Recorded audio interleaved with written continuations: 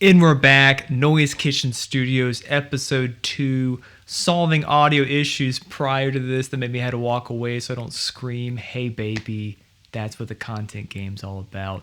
Thank you very much. My name is Jason, and today we're going to be working on the second song of the album, The Derelict. This song is called Sunday, and I'm starting work on this on a Sunday, which feels appropriate. So a few points of order from last episode. All of these my fault. I'm new to this. I apologize. Thing number one, at the very end of the video, when I was showing a comparison between the original mix and the mix that I did, I forgot to level match the original mix to the new mix. When we're doing audio comparisons, could be song comparison or plugin comparison, we want to try to match the audio levels as best as we can. The reason being is that our ears are always going to favor the louder thing no matter what. Loud is more good. So at the end of this, I'll make sure in future episodes to just level match the before and after a little better, just to make it more fair. So that's my fault. Thing number 2 is I was hiding my work behind my own face. There's I'm not quite sure where the best place is to put the camera option in this. Basically, I forgot that a lot's going on in the bottom right-hand corner of your average DAW, so I had stuff down here. And I can't actually see my face when I'm looking at Logic. It adds it through OBS, so I kind of forgot it was there. So I'll make sure to just put things up and out of the way. And if I have to show something involving the mix buses, which always take up the bottom right-hand side of the screen, I'll make sure to move the camera around or do something like that. And lastly, I forgot to mention the name of the first song in the entire video. Whoops. The first song on this album is called Any Arden, so my Beezy won't happen again. Like I said, new song, Sunday, on a Sunday. You're here on a Sunday. Maybe you're not here on a Sunday, but canonically, we're here on a Sunday. Okay, so meeting notes out of the way, here we are on the new song, and boy howdy, does your boy have his work cut out for him. First song, pretty straightforward, chanty, rising up at one angle, kind of like I mentioned. This one's a song. Verse, chorus, bridge. There's no intro, there's an outro, but what there are is nearly 100 tracks of audio. And when I left this song last, kind of like I mentioned previously, I had attempted to mix the first 3 songs to certain varying scales, this one included. But on this one, I left it in worse shape than I thought. I'm going to be honest with you. I thought that I had a little more together than I did, but I don't. And also, I forgot that despite there being, we have surprisingly just one main vocal. These are all background vocals. These are all right here, gang vocals, and I'll get into the reasoning behind one's considered a gang vocal and one's considered a background vocal. It's more evident in this song than previous stuff. We have more backing vocals. Oh my God, there's 5 of them. So there's 42 vocals so far of various people and parts. There's a lot of drum parts as well, because there's a lot of different drum takes. Not too much bass, like one bass take. And there's a ton of guitars. Oh my God. Oh, Jesus, J-Man, what's going on? And like I said, finally, there's all these 6 or 7 vocals here, which I'm not even sure if those really go to be honest with you. I kind of pretended like they didn't exist, if I'm honest. I've been trying to challenge myself not to skimp out and use every single vocal that was in this mix originally in the actual mixing process, just so I'm not pulling a kayfabe on this. And yeah, it's gonna be, I think it's gonna be more than one episode, that's for sure. So let's start with just you hearing the song, and we'll go from there. I think that's about it. We'll go from there. Okay, cool. All right, buckle up.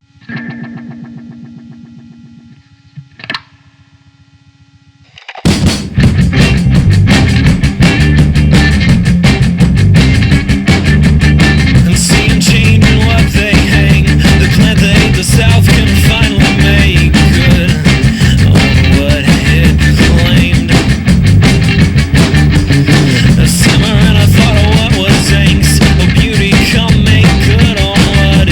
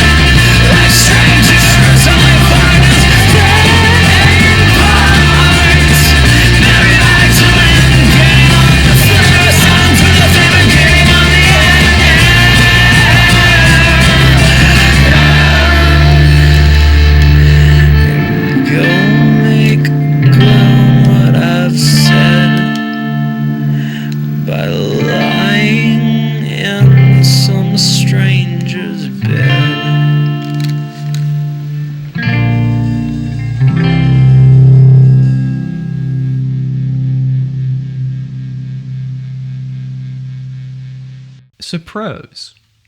The main vocals sound really good, actually. They're really present. What have I done with them prior? Nothing crazy. Oh, let me see. Brings back up. Yeah, not a lot going on. So the main vocals sound good. Pros, it's got energy. It's got vibe for sure. Cons, everything else. No, I'm just kidding. It's not that bad. But the problem is that honestly, I'm finding myself back in the same situation that the original mix had, which that there's so much going on and not enough room given to it that the whole thing is kind of folding back in on itself. This can happen when you have too many tracks and not enough time spent arching out areas for those tracks to exist, and everything kind of folds back into a big mono blob of energy. And we don't want that. We want everything to have its space as best as we can. And like I said in the last video, that's kind of the real challenge of music, is that there's only so much real estate. You know, other forms of art like painting, if you want to make a bigger painting, get a bigger wall.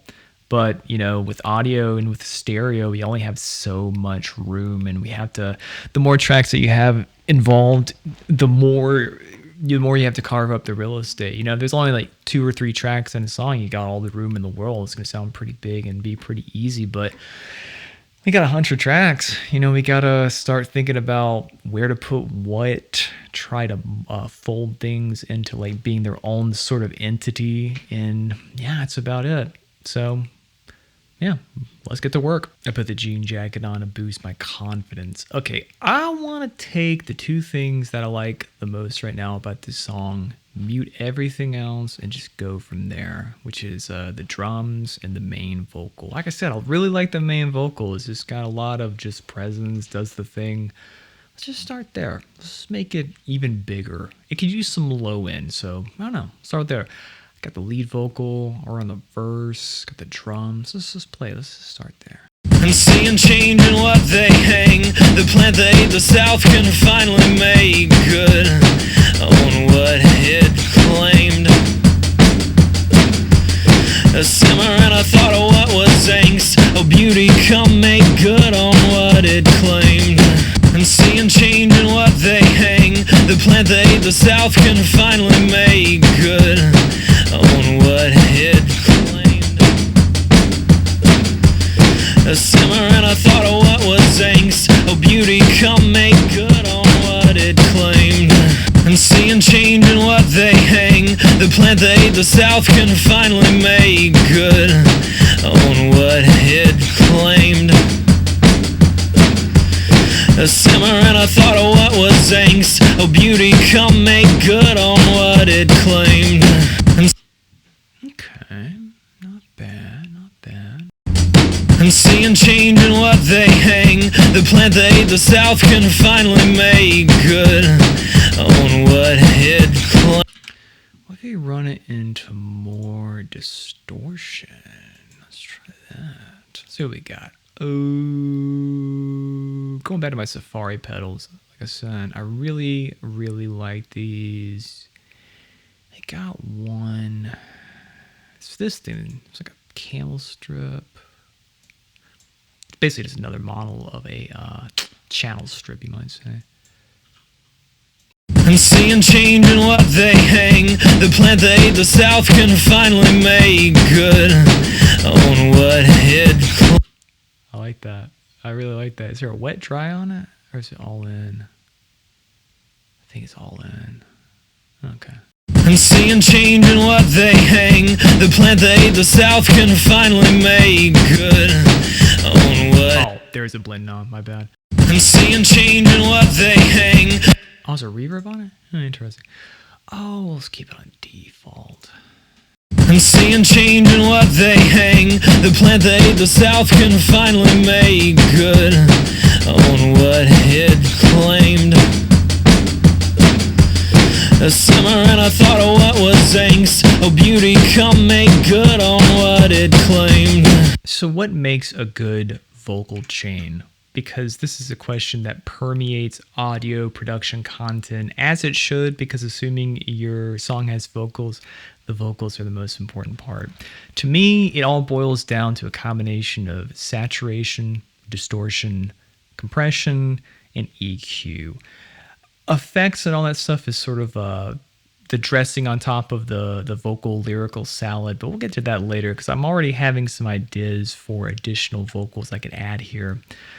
But yeah, we'll start there. So I'm certain that you've seen videos of producers where there's like 30 plugins on the main vocal.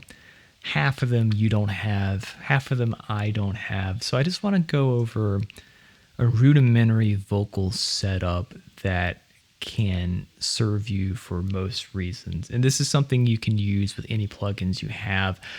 I'm always coming back to Slate because it's so easy to use their stuff. Just throw some plugins in this little sort of multi-plugin unit and go with it. But at the end of the day, we have a channel strip, compressor number 1, an EQ, and compressor number 2. The channel strip is adding saturation. Everything in music is saturation. Honestly, the more saturation you can get, the better things tend to sound. Even on the vocal strip I'm using to talk to you through, we have, this is a different vocal strip. We actually don't have a channel strip on this one, but what we do have is another compressor adding distortion. But I think that the easiest way to think about a good vocal chain really does boil down to using 2 compressors that are essentially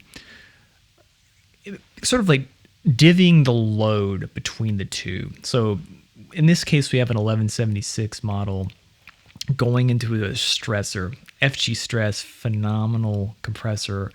The distressor compressor in general, be it the real one or any software model, is probably the most Swiss Army knife compressor ever made. It can be used for anything to make anything sound better. And it always ends up on the vocal chain for me right here. And I really enjoy the idea of blending between 2 compressors. I don't want either one of these doing all the work, and I don't want one doing all the work. But if I can split it between any 2 models of compressors, they don't have to be these 2. They could be even 2 stock compressors that are just not both, well, or both just like 50-50 split it between what's necessary to get the vocal even more to the front. As you can see, we have like 50% here wet dry and exactly 50% here wet dry as well. So just to explain, let me turn both these compressors all the way up and let's see what that sounds like. I don't think it's gonna sound as good. So this is all in both compressors. And seeing change in what they hang, the plant they the South can finally make good. It's too trying to get you buy tickets to go to a monster truck show. The mix is just crazy. It's blown out. It's not as good. But when we're splitting the load between the 2 compressors, allowing essentially 50% dry signal through both to go through, which I guess equals out to about 100% dry vocal, it just ends up in a nice blend. Here's how I had it. And seeing change in what they hang, the plant they the South can finally make good on what it claimed. A simmer and a Actually a little less than the 1176 listening back to it. And seeing change in what they hang, the plant they the South can finally make good on what it claimed. On the topic of EQs as they relate to main vocals, this might be the hottest take I have, which is you shouldn't just by default go and start EQing a vocal, because I know from personal experience that's what I've did for many, many years, where it's like, you know, EQ is an amazing tool for many different situations, but it's definitely something that can cause you problems if you go looking for it. In regards to this EQ, this is basically modeling like a Neve EQ. Traditionally, Neve EQs are very colorful. They're the opposite of transparent. That's why I like them a lot. There's like, they're gonna cause an effect on what you're wanting to affect, and you're gonna really pick up on it quickly. And you know, here, generally speaking, so we got a little cut at 570, which is like the nasal tone. Zach's vocal tends to have a little extra little notch in the nose region. I like to always take the nose out, the nasal region, if it's too apparent. Likewise, this vocal, I feel like it needs some more low end. So we're adding low end at 80 hertz, the fundamental tone for most human voices. And then just a dash of what we got up here, 1K, which about 1 to 2.5K is sort of the center point of human hearing. It's where like your entire hearing range is focused. It's a very important frequency area. And since the vocal is the most important thing, we want that to notch out further. But I'm not doing much. On the inverse, you might need to use EQ if you get a vocal that is just dramatically lacking something. Maybe it wasn't recorded the best. Maybe the microphone has some issues. And that's the kind of situation where EQ can be a godsend in terms of adding things that you just want that aren't previously there. But what I'm trying to say in a very drawn out way is think before you EQ. Like actually sit and listen and think, what about this is bothering me? And if nothing's bothering me, leave it alone, honestly. That's a great place to start, because the inverse is you end up with, like, I speak from a personal experience, you end up with like 5 EQs and you've got this boosted and you got the same thing cut on this one and you've got pure chaos and madness. If you're just starting out, slight touches, just little bits of information change, and just go from there. And it doesn't take much. Really doesn't take much to make a dramatic difference, especially with vocals. And that's really all I got. Just a single EQ on this vocal. That might change. Like I said, this is going to be a pretty laborious project, this song. But for now, just this is working good. I'm cool with this. And seeing change in what they hang, the plant they the South can finally make good on what it claimed. I like it. One other thing I wanted to share, I just noticed I did this, which is, so this is which one is it? Is it lower high, Jason? High pass filter. I always get them confused. So this is a high pass filter cutting off low end, and I've got it set at 80 hertz. And I realized I'm also boosting 80 hertz. And that is a fun trick that you'll see a lot in audio and you can use a lot in audio. Is best shown with a graphic EQ. So if you can imagine, we're going to take a high pass here on this vocal. I'm basically just, I'm showing what I did, but in a more like easy to explain way. So we're cutting everything at 80, and then we're boosting at 80 right here. So turn this one on, go down to 80 hertz. We'll make it 6 dB, make it dramatic. So I like to do this a lot with vocals because essentially what you're doing is you're rolling off everything under that you don't want, but you're also boosting exactly what you do. And that's essentially what this is exemplifying. We've cut the low end, but we've also boosted up the point that we cut.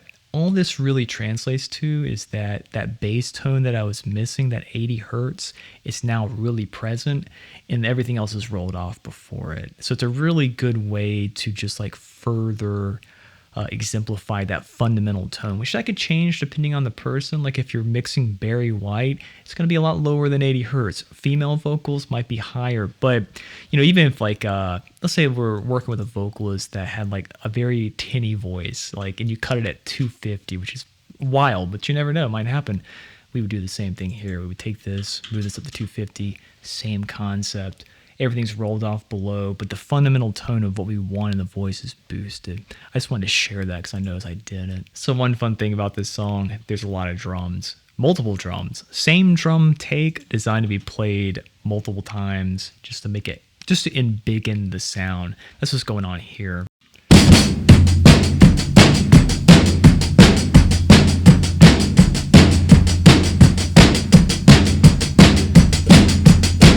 And out the gate, I was cheating and listening a little before I started recording. I forgot to take the low end out of this one right here.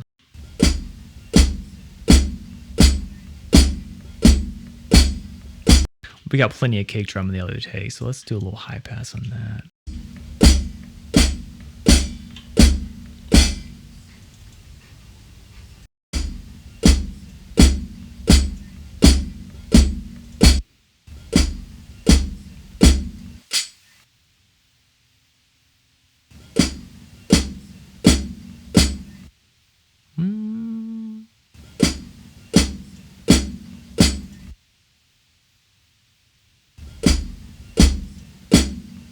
There we go, easy.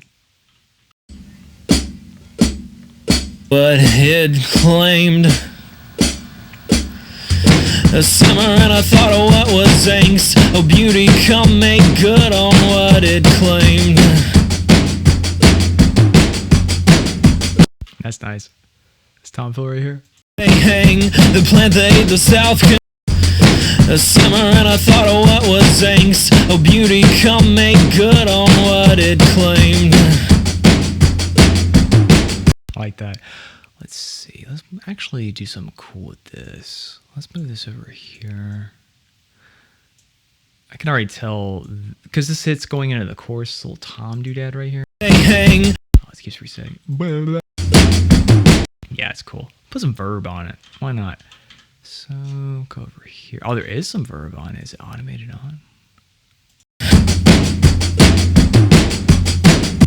Can't really hear it.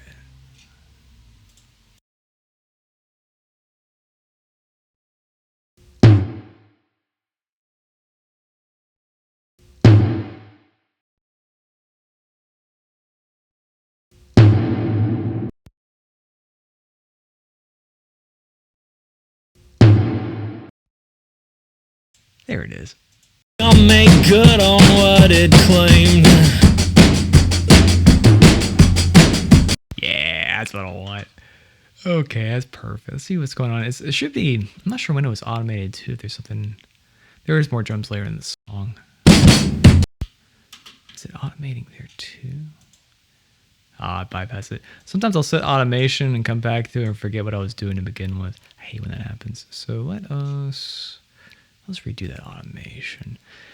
You can always write over top of old automation. All you gotta do, similar to last episode, go to latch and just tell it what you want. Set the bypass. Bypass is a fancy word meaning something's turned off, so we're gonna turn it back on. And actually, let's gate it, manually gate it, so we're gonna cut it off really quickly. It's about, that's that hit right there. Right. Let's see. Yeah, perfect.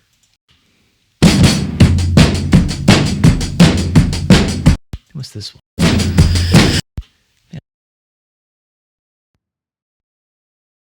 That is nothing. We're gonna get rid of that.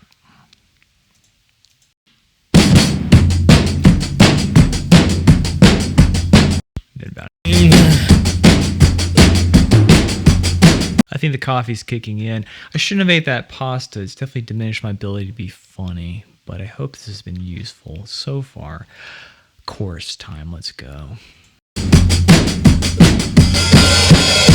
Like angels, only angles in her art. Like strangers, only partners playing parts. Mary Magdalene gaining on the flare. Asylums with a Vamer gaining on the air.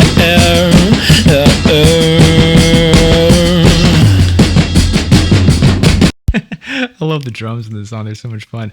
So the vocal's very loud. That makes sense because it had to get over the tidal wave of audio that I've muted. Let's try something else. Oh, put it back on reJ, man. Don't fuck it up. All right. So on this camel strip here, this thing's very convenient. It had a width knob, a little stereo spread. Let's see if I can automate that for the chorus just to make the main vocal pop out a little bit. Embiggen the vocal. That's gonna be the word of the day. So let's just run a couple times, see what happens. Like angels, only angles in her art. Like strangers, only partners playing parts. Mary Magdalene gaining on the flare. Asylums with a Vamer gaining. It's a very subtle width effect, and honestly, that's perfectly fine. Just a subtle width is sometimes way more useful than like a dramatic one. So yeah, I'm gonna go ahead and use that just on the chorus of this song, both choruses. So a latch, a little bit of this, just fold it in. Like angels, only angles in her art. Like strangers, only partners playing parts. Mary Magdalene gaining on the flare. Asylums with a Vamer gaining on the air.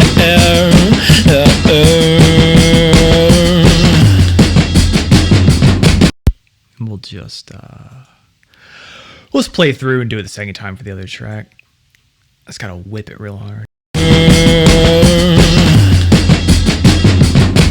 Teasing days and who was made lame, the we day the growl can finally make good on what it claimed. And what did it claim?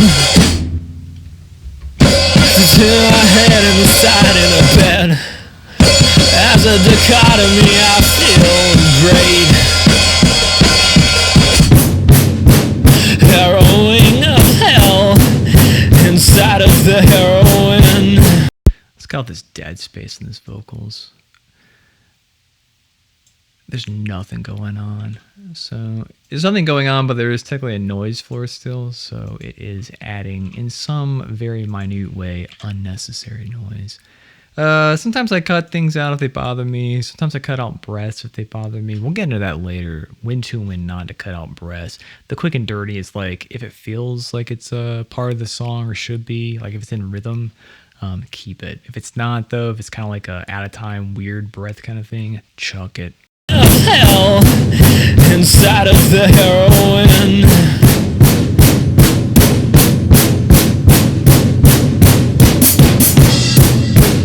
I got desires and wishes against guilt. That's a good example. This is a good breath right here, perfectly on time. Against guilty ghosts. Nothing's here. I was listening to some like Doja Cat song the other day, and the breaths were like more important in that song than anything I've ever heard. Like the breaths were like almost percussive. They were perfectly in time. And so that's a great example. I wish I could name the song. It was like a Doja Cat song with damn, who was it? Oh, it's gonna drive me crazy. She was a guest vocalist. Maybe it'll come back to me. But it was this perfect example of like, someone meant to have that breath there and have it to be part of the song. So use your ears. Guilty ghosts. In the name of science, let's let Adam and Eve go. Like angels, only angles in her art. There's something I'm going to do here, but we'll come back to. Like angels, only angles in her art. Like strangers, only partners playing parts. Chorus time, Jason. Don't miss your cue. Oh, shit. I might just automate this old school, or I guess write it. I'm not quick enough with the knob on this one, so let me just do it this way. Let me see. Width. So, wait, purple? Sure, purple. Okay, I see what you're doing. Sometimes I'm not quick enough with the knob, so we're just going to automate this one by clicking here. It's set to 0, or basically dead, nothing going on, and we'll just drag it all the way up. So that when the vocal comes in, the opposite of what we did previously, instead of me doing it by hand, we just wrote it in. Check the width knob, you'll see what happens. Parts. Mary Magdalene gaining on the flare, asylums with a fame gaining on the air.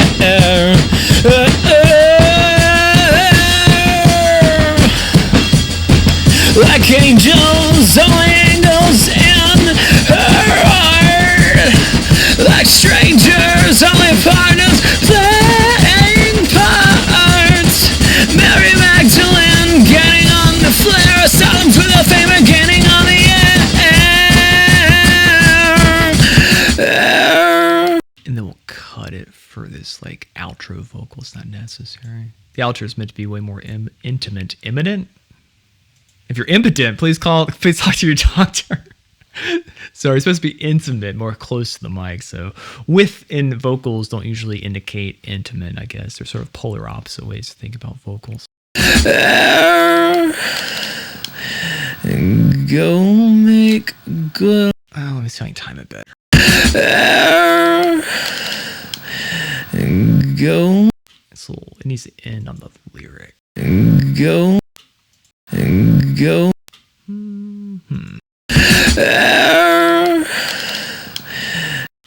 Maybe on this breath. What's in it here? I gotta find a way to make this cut off where it's not noticeable. You just want it to just kind of disappear without being self-evident. Oh my god, just do the thing. Oh my god. That's why I usually do this shit by hand. Okay, that's kind of bouncy here. Studio One, I don't know. Studio One did automation. Something about it was more user-friendly than Logic, but I'm just being a little bitch about it. Go. It's still a little too much. It might work out when everything else comes in, but... Go. This needs to be crossfade. Let me check this out. This was bothering me too. Crossfade the vocals, Jason. Crossfade the vocals. Crossfading is basically when you have an abrupt change in two pieces of audio, such as this. Go. Oh my god, what have we got?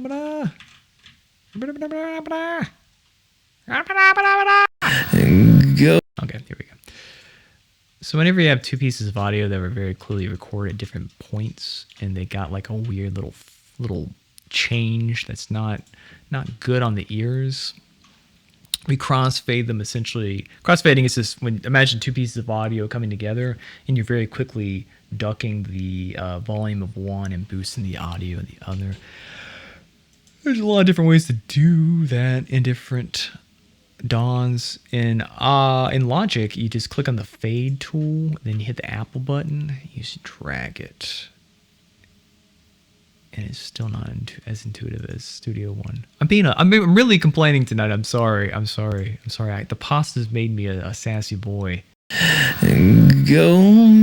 It's still a little abrupt. I think it'll be okay when everything else comes in, but that's one thing about doing things in solo or isolated like this. You'll pick up on problems that probably don't matter in the grand scheme of things.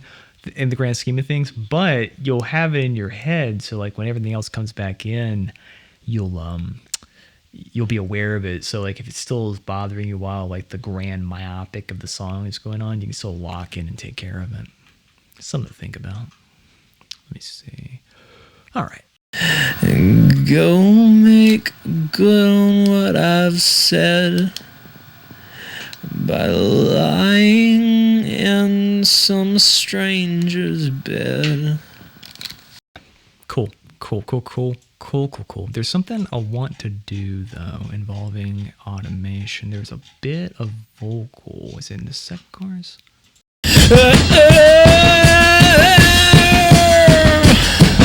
I want that accentuated.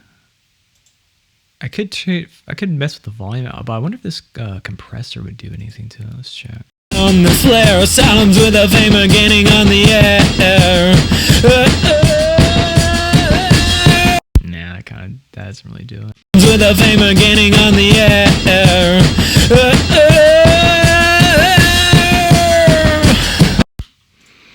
Okay, we're just gonna write it into back to good old automation.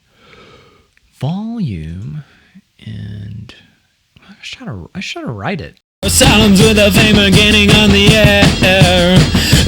I've never written anything on automation in my life. Let's try that. Ride mode, program is going, don't touch anything. Whatever. If I can just do it. Oh. You just gotta do it this way. How do you do it? Oh my god, it doesn't work. Man, I was gonna do something cool. It doesn't work like I thought it would. All right, fuck it. We'll do it the old school way. I just want that. Oh, I just want it to come up some. That's all I want. It's one part.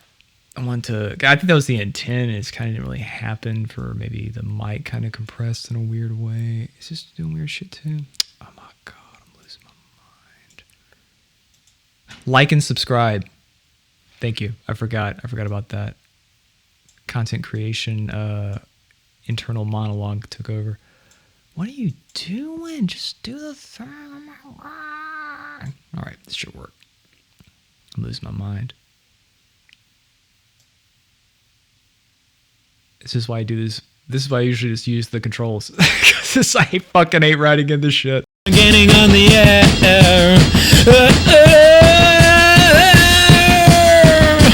Good enough. Yeah, and then let's bring it down. Something like that right here. Someone out there is going to love to do this instead of manually doing stuff with knobs, and that is perfectly fine. If you like this method, God bless you, go for it. But this is the one I'm just like clicking little tiny dots in this screen. Oh my God, I can't do it. But sometimes you just gotta man up and do it. You just gotta man up and click the tiny yellow buttons. Sounds with a fame getting on the air.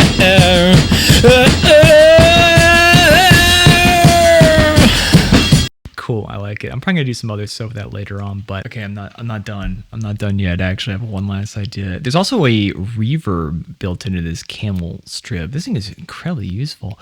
I just want to see maybe if it sounds kind of cool if you turn the verb up during that part. Maybe kind of splay it out a little bit. Let's try that. Plate springs, plate's fine.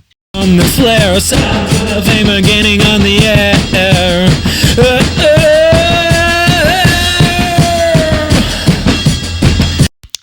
I like that. Let's do that. That's easy. That's the easiest thing I've done all night. Alrighty. Getting on the flare, sounds with a fame getting on the air.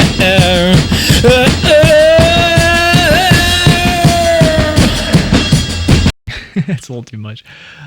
We can try to hang the trail out on it though a little bit and then cut it before it goes into the back half of the chorus. With a fame getting on the air.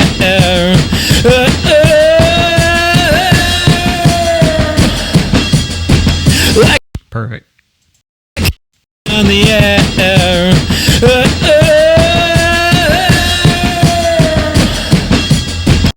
Cool. There's gonna be like 10 million vocals going on in this song. Like you have so much information, but it's something in the moment. I just feel like adding some verb that will just make it have a little more emotion to it. Sounds with a fame getting on the air.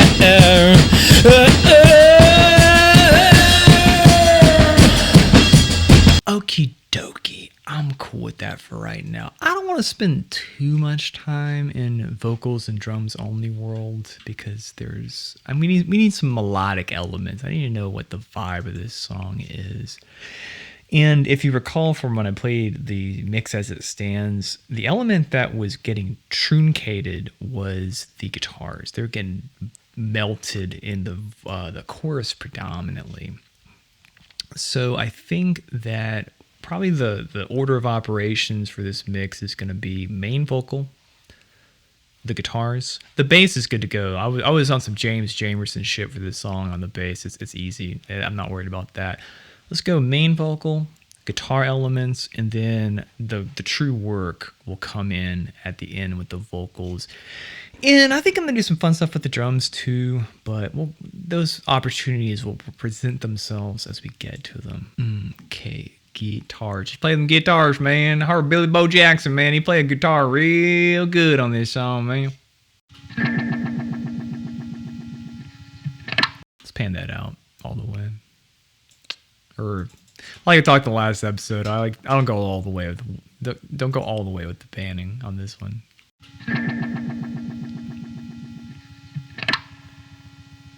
Oh, you know what? Check it out. Let's have this little thing here at the end up on the right side. That part. Let's pan it then. That'd be fun. I'll do it by hand because I'm tired of futzing with the little doodads, the little dots. I'm done with the dots. So let's go to latch. Let's wing it. I'm a professional. I'm a professional part-time mixer.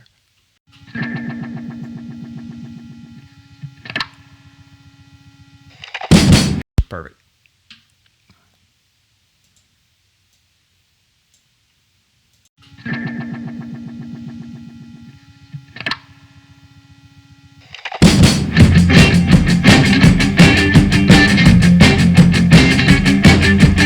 And seeing change in what they hang. The plant that the South can finally make good.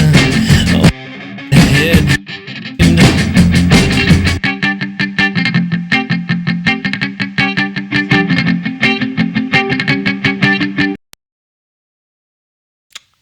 these are the main guitars, and we'll put them at the top. I always just order things, not just sequentially, but in order of importance. So let's see. We'll put these.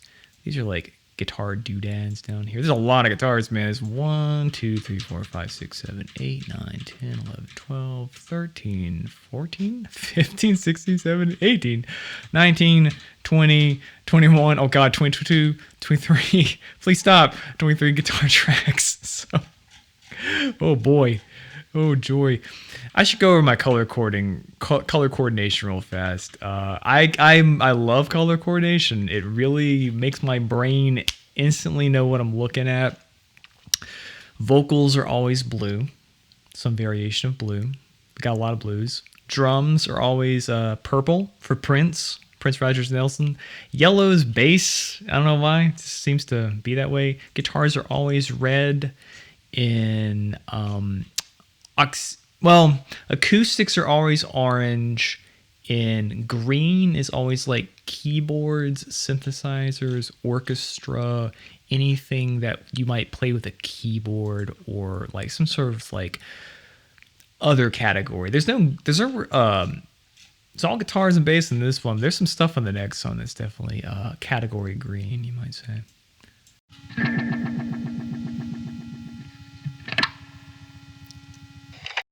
And we're going to mute everything else. All the other... Jesus, that's a lot of guitars. I say it's like it's a big deal, but, you know, there's music project out there with like 3 times as many tracks. That's insane. But, hey, I accept all challenges. And you should, too. Oh, we'll leave these in, though. These are important. These little doodads.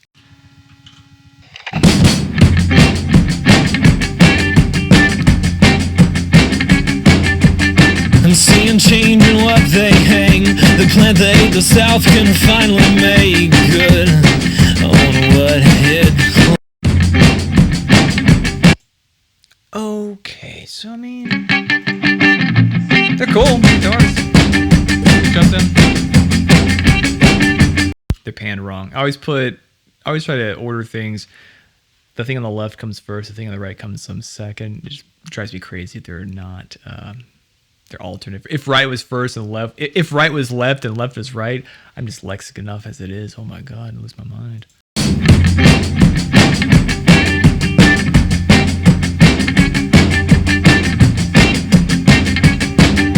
Similar to I mentioned last time, you know. Oh shit. Safety was on. I'm good. Same as last time I mentioned. Having things come in as pairs and having things coming in as stereo pairs. So we don't have the guitars like this or whatever. I'm just a big fan of always having things being opposite each other with mixes. It's just a personal thing. You don't have to do it that way. It's fucking coffee cup. You don't have to do things that way. And, you know, there may be a time where I don't, but I really like always having things being opposite each other. It's just a personal thing. You don't have to do it that way, though, at all. But the song in general has a very Motown vibe to it. Every once in a while, Marville somehow, like, summons Berry Gordy and the cast of characters that made up Motown music. And this song, to me, definitely kind of exemplifies a lot of those, like, early 1960 R&B vibes. I'm a huge Motown guy. Every trick I ever learned came from Detroit, so I'm just trying to like pay my dues back.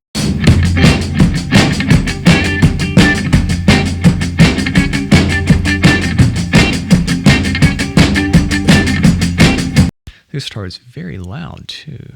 I like to try to order things decibel wise so they're the same volume. How long is this if I boost it to the same? It's peaking, yeah. Let's drop it down by here.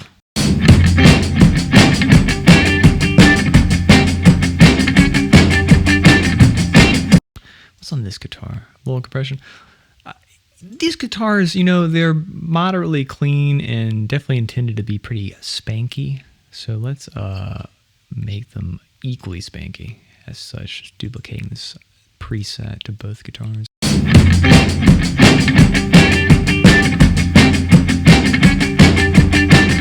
It's a really cool guitar sound. I think it was recorded probably with a Jazz Master.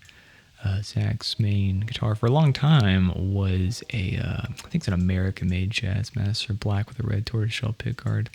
Everybody loves a Jazzmaster. They're fun guitars. Before we progress, I have an idea. It came to me while I was waiting on the night train to pass by. And it is this idea. Check it out. That little crack, we put a delay on it. And the delay carries out until the... Try that. Okay, so I guess, is this left guitar? Let's see, follow this track. Intro guitar left. Right. Where's it at? I'm losing my mind. Start at the top. I think I see it though. It's this guy. Alright. That's boosted. It's a lot of gain. Whatever. That's fine.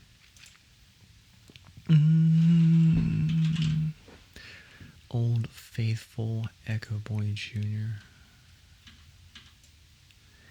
It'll bypass that at the beginning. It'll come on at the end.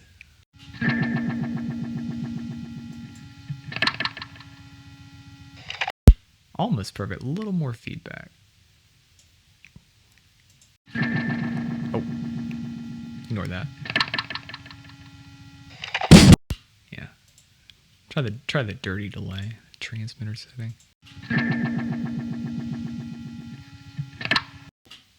Sorry.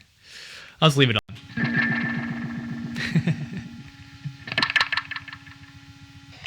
I think that's perfect. Okay. Something to carry out that space. It's a cool space, so I don't want to tamper with it too much, but I think it might be a cool idea. Delays are always a fun way just to keep an idea in the air for a moment. Alright, bypass it. More automation.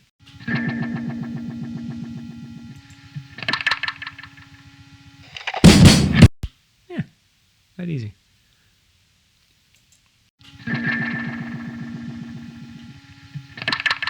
Oh, I didn't start bypass. Oh shit, my bad. Let's delete that. Oh, did I not write it? What was I doing? Did I mess it up? Oh, I put these in latch. Oh, my bad. Sorry. I meant to do this guy. All right, one more time.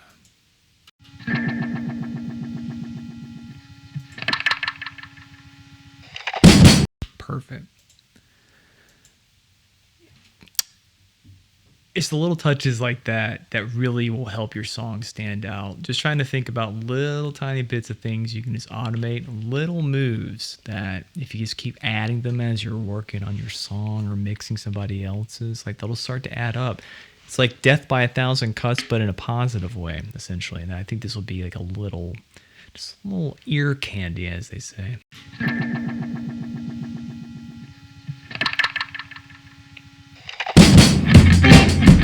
Okay, back to our regularly scheduled program, which was these guitars here. Did I put that back in? Reed? I did put that back in a reed. Good job, Jason.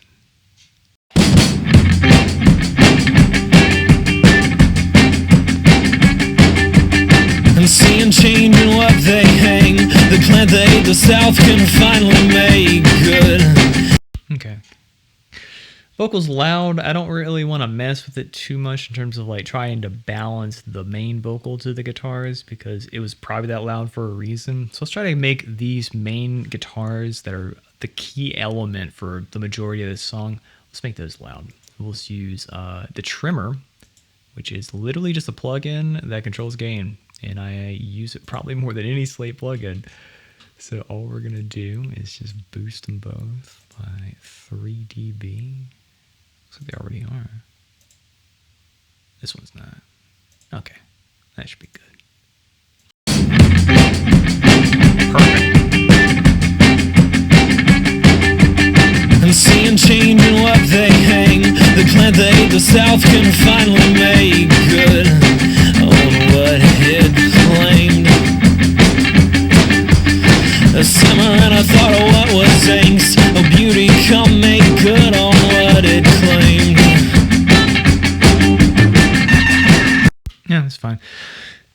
It's letting me know I need to do more work on the drums down the road, just more sauce. The drums could use more sauce. The drums sound really good, but they could just use more jazz to them. Perfect. I like it. I might dig in a little deeper though.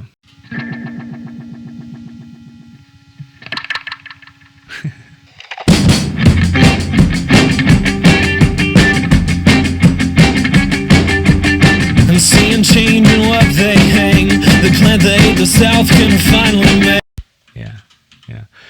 Let's use some EQ. Let's actually like EQ some guitars. I just want a little more like pick attack, a little more spank. I'm on a quest for more spank, maximum spank. Spank? It's getting late. Let's see. We're gonna use the FGA modeling and API. APIs. An EQ with some color, you might say. They're kind of fun. I would describe them as being like a darker EQ. It's one of my favorite. I like any EQ that has like a fixed point EQ because it just forces me to just pick what sounds best and not like sit there twiddling the knobs. Although I think with this one you can actually set your own. If you just like hold Option, yeah, you can set it to whatever you want. It's just software, but I pretend that doesn't exist. So we're just gonna bring some pick attack out, which should be about like 1.5K kilohertz. Let's see, main guitar right, main guitar left, perfect. And just listen for more pick. You'll hear more pick attack. That's the goal. That's what we're trying to get to.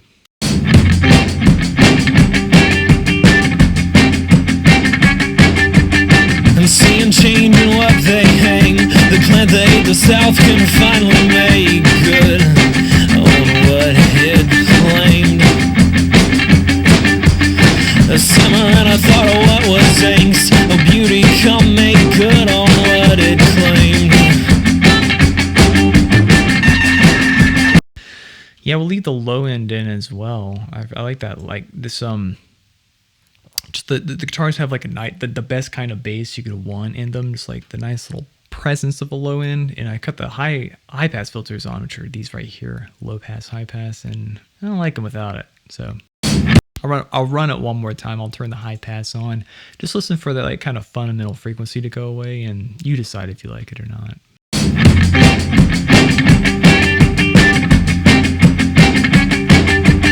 And seeing change in what they hang, the plant they the South can finally. No, I don't like it because when the vocal comes in, the guitars get a little lost. That fundamental low end's really carrying them around. Let's just run it. Let's just loop it a couple times.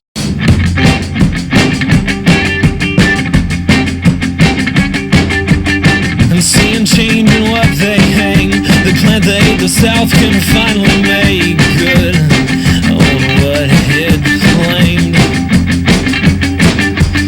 A summer and I thought of what was angst, a beauty come make good on what it claimed.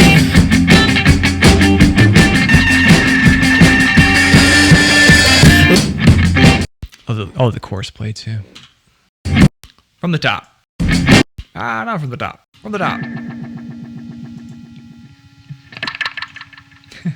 like that.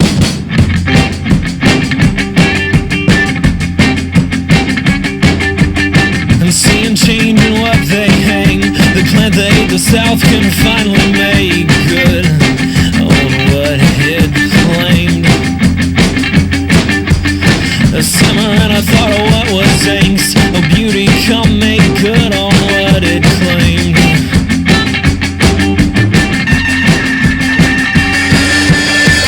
Like angels, only angels in her heart. Like strangers, only partners. There's some weird distortion stuff going on with those same guitars in the chorus. I'll worry about that later. What should I do with this guy right here? This little oscillating doodad.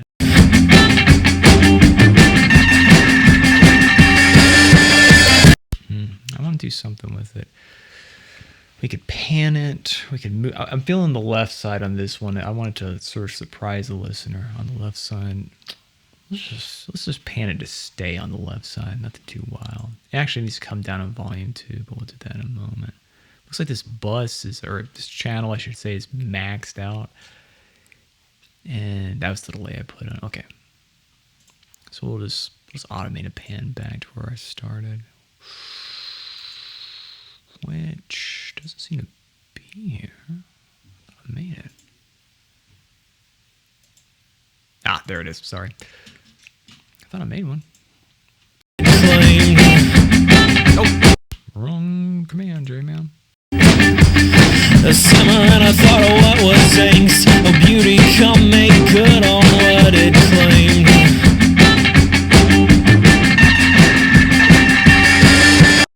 Cool. Oh, I did not write it? Oh, I didn't.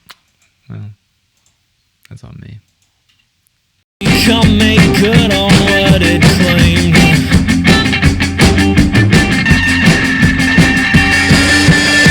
Like angels, only angels in. Cool. And it's too loud. It's not that important. We want that in the background. So let's do. Oh man, these tracks are recorded pretty loud to begin with. Let's take it down too far.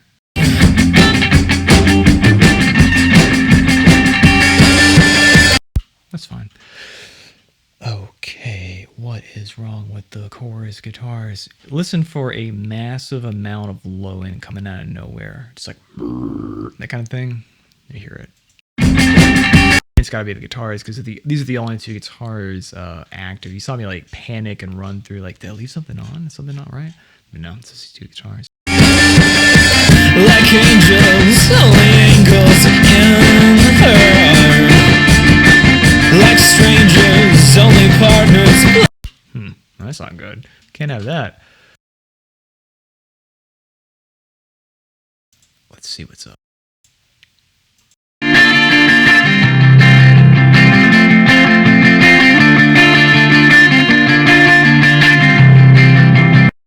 That's not good. That's bad distortion. That's a microphone, the corduroy getting blown the fuck out. And sometimes that's okay in music. Sounds like it's a vibe, but not in this case. We need to do something about that. Let us try the easy way first, which will be to high pass an automation. But first, let's find out where it's at. Where's this frequency that needs to be dealt with? So we'll bring up a graphic EQ. Yeah, low mids is kind of what I figured. I'm going to try to high pass them. It's easy. So it's around 100, and just like the fundamental tones is getting blown out essentially. Oh, wish I do. We'll mute this one, go up this one. It's the same tone essentially, so I'll just mimic it. We'll start here.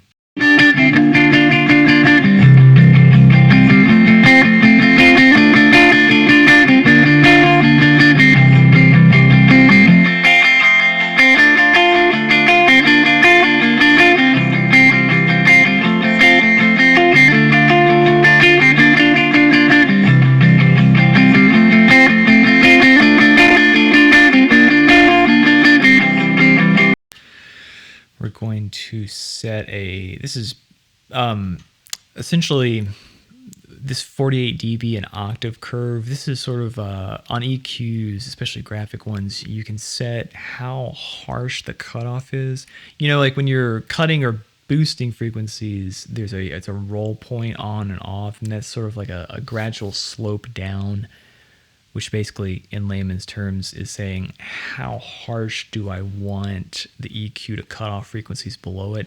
The harsher the cutoff, the more unnatural it sounds, the more natural slope, which is usually these are set to like 12 dB. I think it's like the most commonly used default curve on EQs. You can set them 6, but I need this one to be pretty hands-on. We need to really deal with this destructive low end. So we're gonna set it like pretty harsh and then just feed it in to where it's doing what I want. Coffee. Okay. Late night coffee. I've crossed the threshold. I'm a late night coffee guy. I don't know if it's a good thing.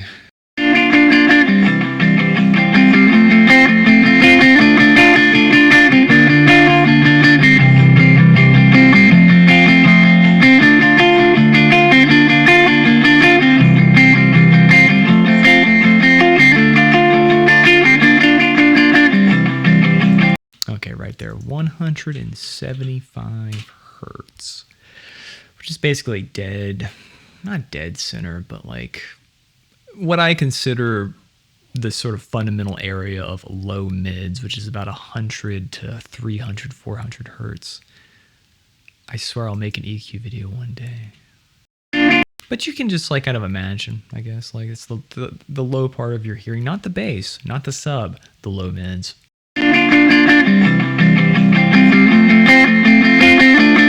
Okay, perfect. And all we gotta do, because it's the same frequency, is duplicate the setting. And then we'll unmute all of it. And actually, we should, yeah, there we go.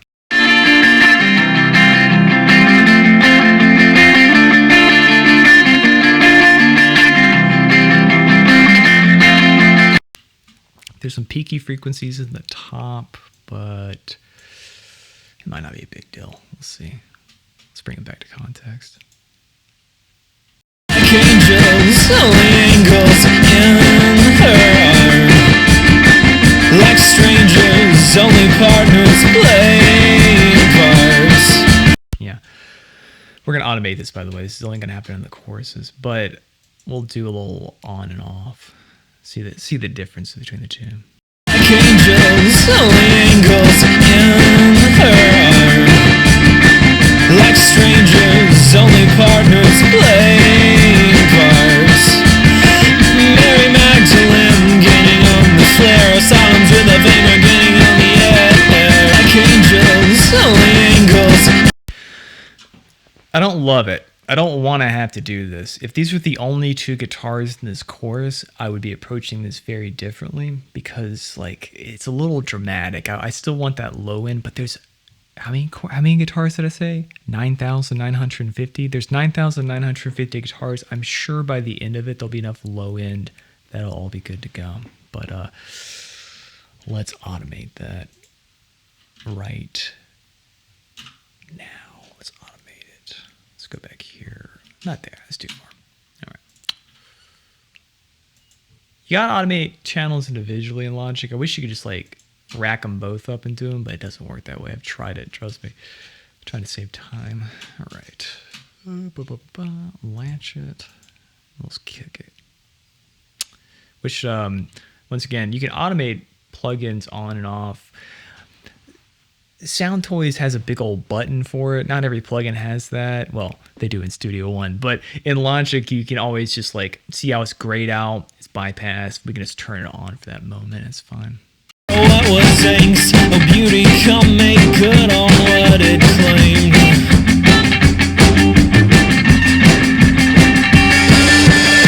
Like angels, only angels in her arm. Like strangers, only partners playing parts. Mary Magdalene getting on the flare. Asylums with a finger getting on the air.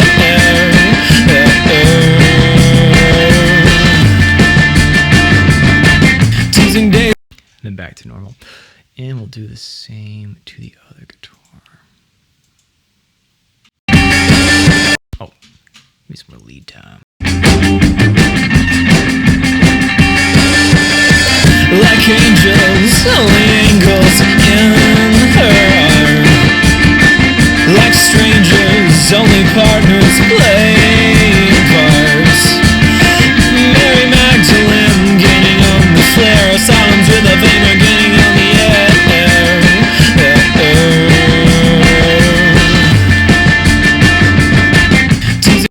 And my perfectionism will not allow me to let these not be the same. As you see, I tried to get them close, didn't get them that close. Got them ballpark, but the bypass points have to be the same or I will not be able to sleep tonight. And I want to sleep tonight. I hope you sleep tonight. I have a restful sleep. So balance that. The left one was closer. You know, this is easy. Just grab the point, move it, line it up.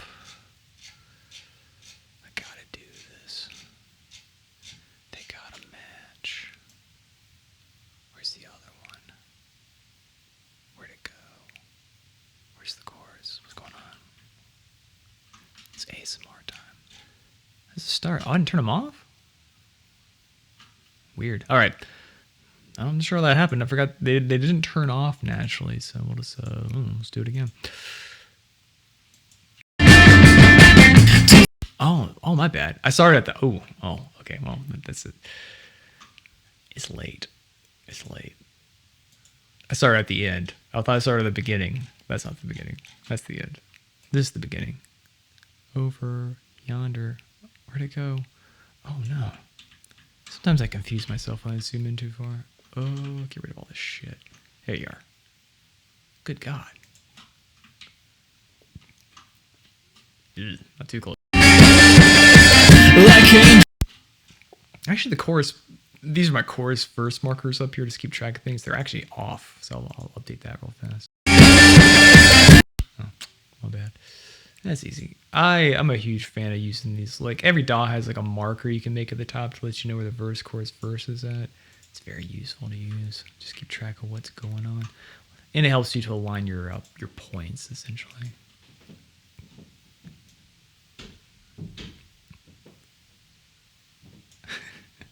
But you heard that. There we go. Okay, I think we're good. I think we're straight.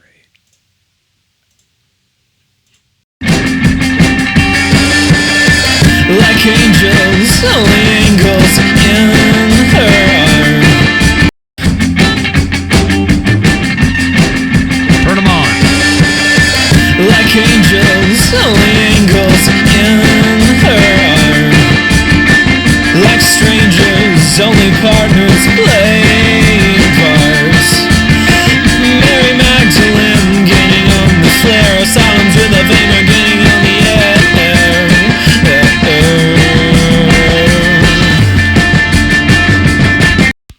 We'll keep playing it to the second chorus. I bet the same problem happens.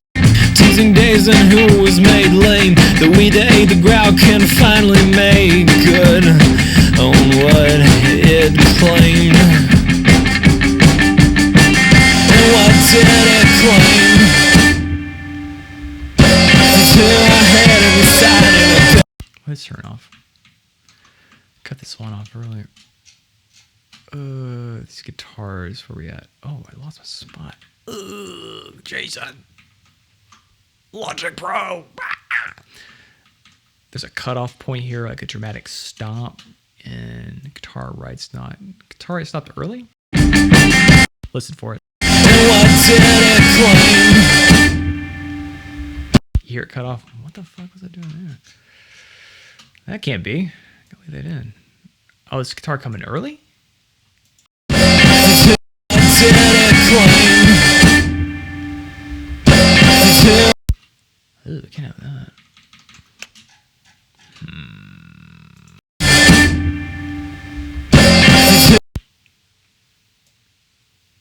I can flex. I wonder if I can flex type this.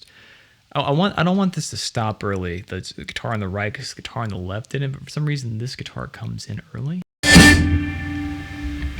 It's too dramatic. It's gonna drive me crazy. I wonder if I can flex time silence.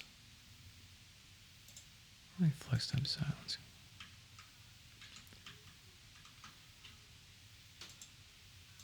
Ah.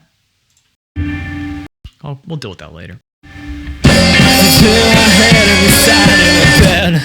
As a dichotomy, I feel great.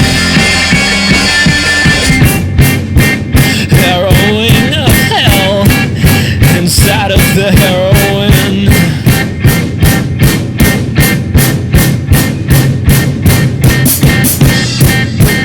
I got desires of science in her arm. Alright, chorus time. Like strangers, only partners playing.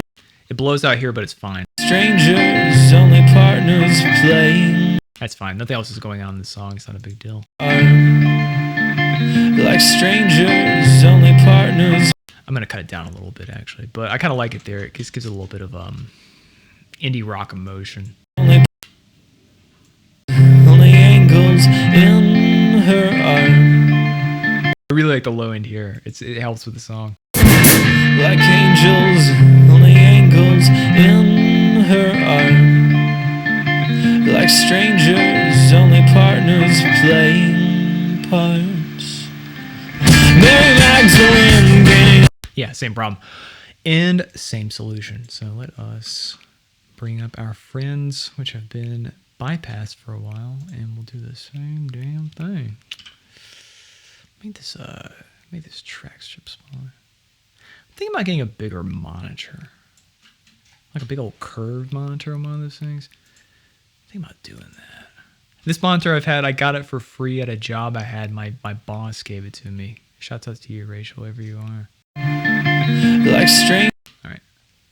Latch it. Latch it. Strangers, only partners playing parts. Shit, wrong command. Only partners playing parts. Mary Magdalene gaining on the flare. Sounds with a hammer gaining on the air. There's a reverb. Back. Like angels, angels in her heart.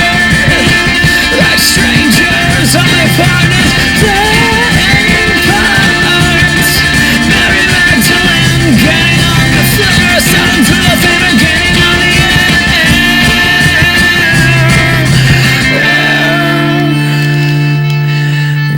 Go make good what I've said. Cool. There's some weird abrupt cuts in these guitars I'm gonna have to deal with because they're going to drive me crazy, and that will have to be another day. Let us automate this other guitar, and then I am calling it a night. Strangers, only partners playing parts. Mary Magdalene gaining on the flare. Sounds with a hammer gaining on the air.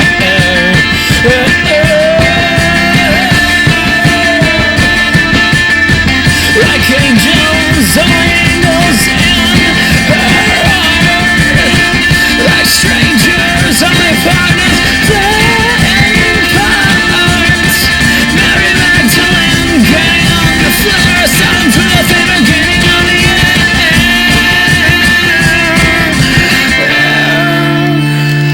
Oh, did good on that one. I forgot what I usually do is I bring up the one I just did and tried to like match it, but I forgot to do that. That way they end up closer.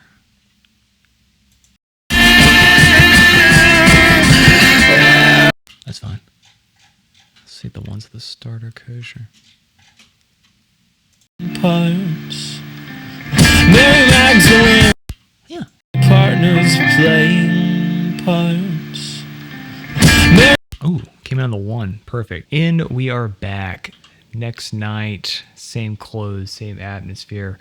I was about to fall asleep last night. The black coffee couldn't outweigh the power of the pasta dinner, but we're good to go. Excuse me. Working on these guitars, main guitars, and I think they're good to go so far. Let's listen back.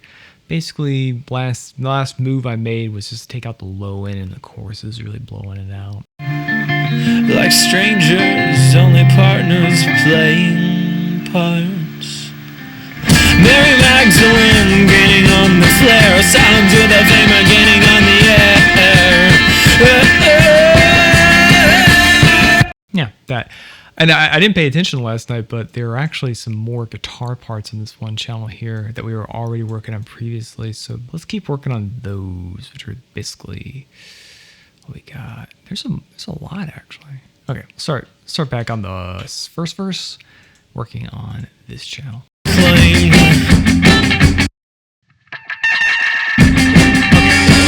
That was the last one I left on. These are the ones I wanted to check out. It claimed. It's real subtle.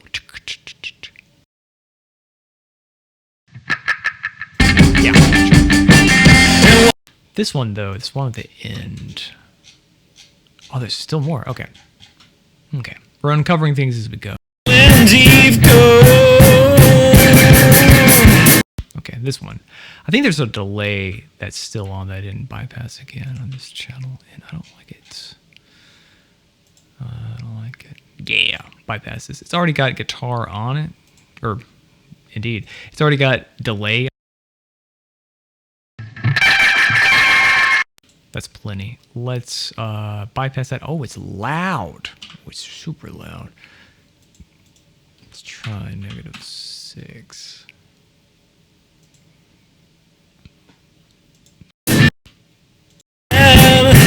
Adam and Eve go. Okay, cool.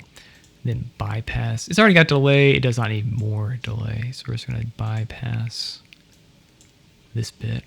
Science, let's let Adam and Eve go. Like angels on the angles. Perfect. Okay, then what happens here? What happens here?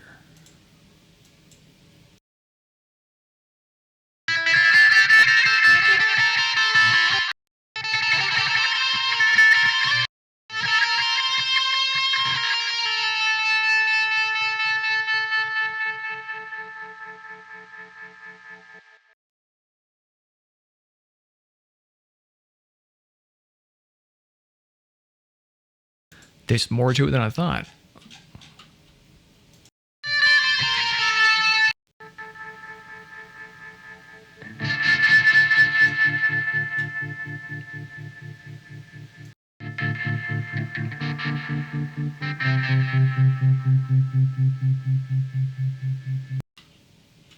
Okay, yeah, sure.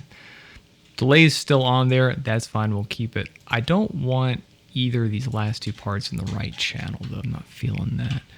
So what we'll do is we'll have them end up back in the left side. To do that, we will once again automate. So I'm just going to move it about 9 o'clock. Let's let Adam and Eve go. Perfect. Let's see if it's still cool here. Like angels on angles in her heart. Like strangers, only partners playing parts. Mary Magdalene getting on the floor, sounding for the thing beginning of the end.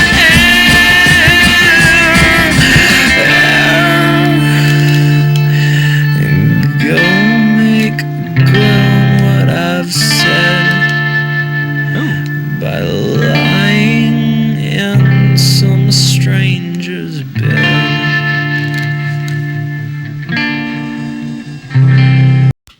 Okay. I know I look like a psychopath with this channel boosted by 6 dB, but the audio is pretty quiet in general. I don't feel like messing with it, honestly.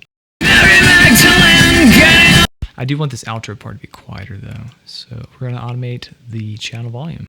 So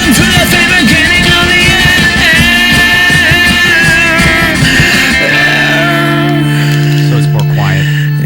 Go make grown what I've said.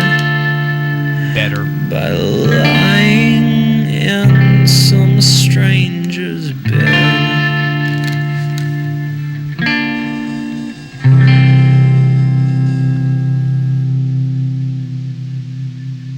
Cool. The outro guitar, the main one on the right, is too loud as well, but I'll deal with it later. It's not a big deal.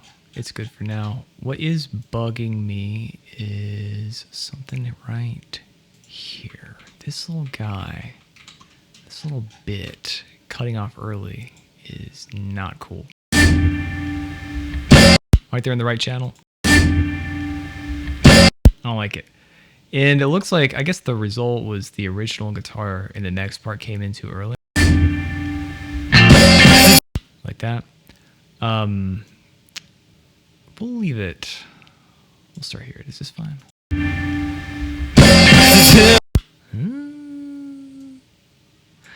Let's double. Let's double time it. What do you call it? What's the thing I love? Flex time, thank you. Let's double flex time it. So we'll... No? Come on. I just want to make all this line up as best as I can. I gotta change all these transients. Let's try this.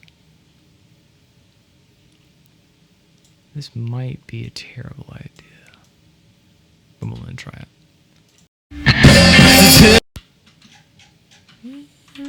Okay, let's see. Give some context.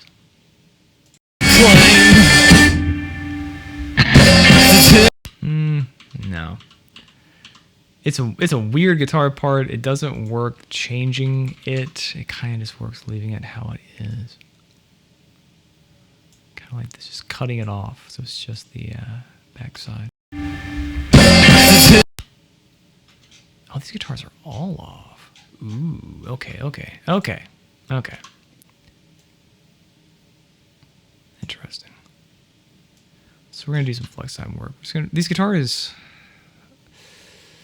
Let's see if this works a little better. Better. I just don't want it being so off. It's real off. Okay, that'll work. And now, let's see if I can flex time silence. No. Okay, that doesn't work either. Okay, we're just gonna go old school. We're gonna do it the old way. I just want this silence to be longer. It's driving me crazy. It's just one of those things. I never noticed it when I was working on the song last time. So what we're gonna do, let's see, be gone flex time. And we're just gonna copy, we're gonna paste this silence. We're gonna make it work. Put on another channel just so it fits a little easier, or makes it easier to fit. Move it about here. Cut it about here. Put it here. Does this work? I mean, you hear it. It's got the same problem. Oh, but I don't know. Ooh.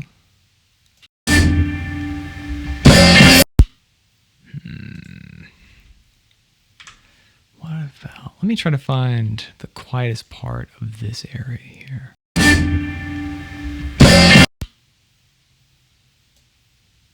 We are in deep audio autism land. Oh, God.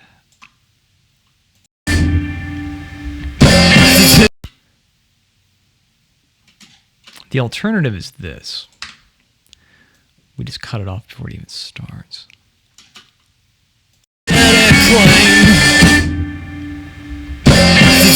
That's going to be it. Okay. It's either we fix the fact that the silence isn't too long, or we make the silence go away entirely. One has to give, because it's going to drive me bananas. I think this works now.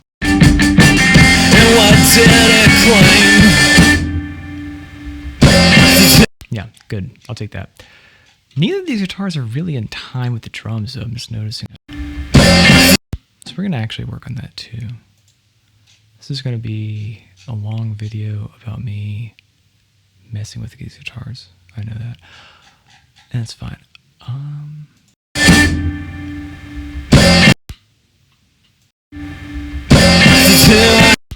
think I'll be okay. I'm just going to leave it.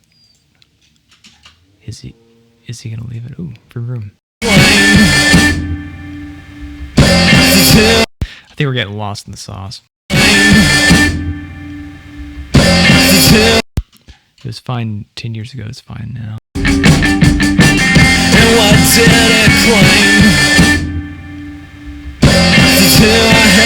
Okay, we're leaving it. Okay, let's keep on keeping on. Let's not get too bogged down in solo mixing mode. Let's move on to the guitars here. Where to start? Let's mute all these guitars and see what happens. I guess I should say, we'll mute these guitars.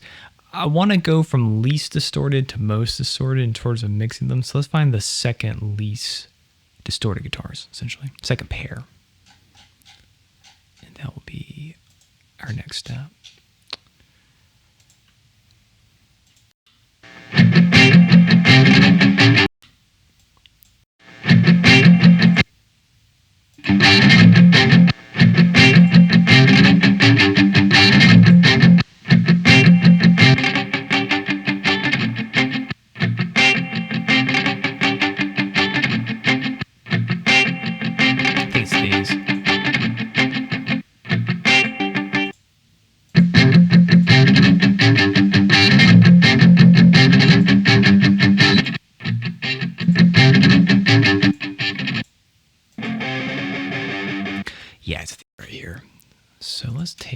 notes. They're mislabeled. That's my fault. Bring them up here. And we'll label these. Let's see. Let me go to the left. We'll label them in a bit. Not a big deal. D solo.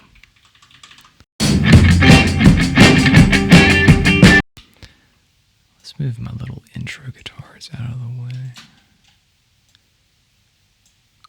And now, here we go.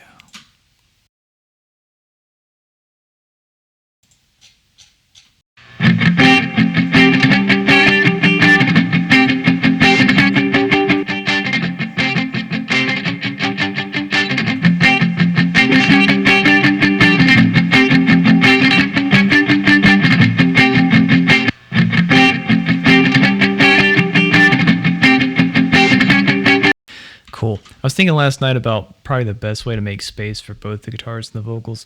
We'll hard pan all the guitars far left, far right, and then we'll work on leaving space for the 9 million vocals, kind of in the middle range frequency area. I think that's the best way to do it. So that's what we're going to work towards.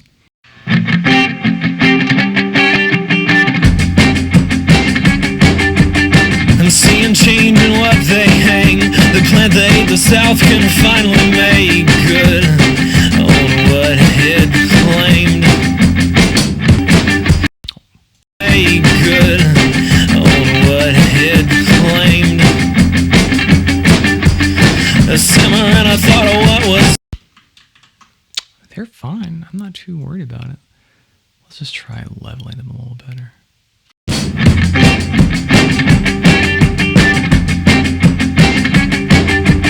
And seeing change in what they hang, the plant they the South can finally make good on what it claimed. A simmer and I thought of what was angst, a beauty come make We'll play through, listen through. good on what it claimed.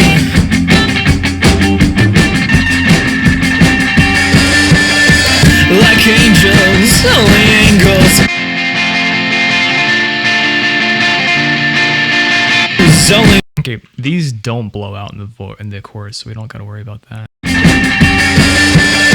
like angels, only angels in her art. Like strangers, only partners play parts. Mary Magdalene gaining on the flare, asylums with a flame are gaining on the air.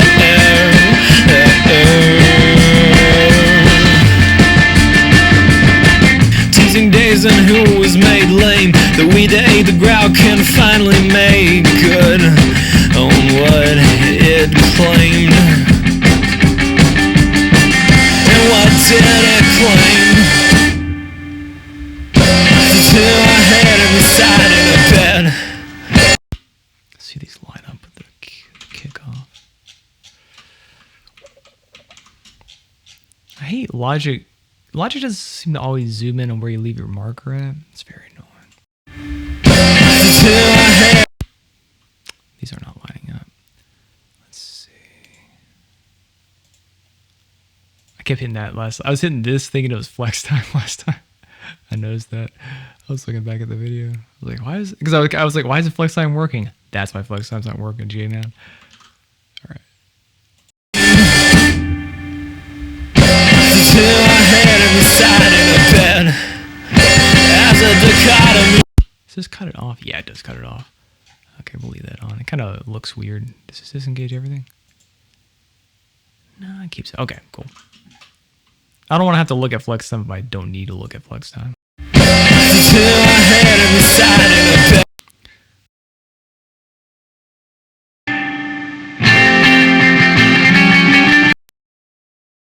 These don't really line up, these guitars. Which that's going to bother me. Let's see. Okay, we can trust this one. That's the one that's on the one. So let's make these vibe with it. Shout out to Flex Time. All this shit I was talking about, Logic, that's cool, man. This right here saves me having to do some crazy, crazy audio work. Just a quick little flick and a blick. Then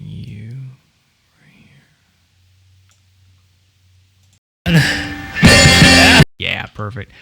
Always try when you got a bunch of things coming in on a one after a big break. That's a perfect time to make sure everything's lining up so you get like the speakers really singularly just punch out. You don't have like one errant signal keeping things from pulling in the correct direction. Just makes it more impactful.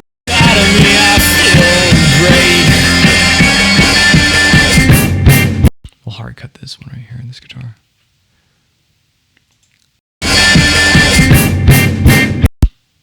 Right here.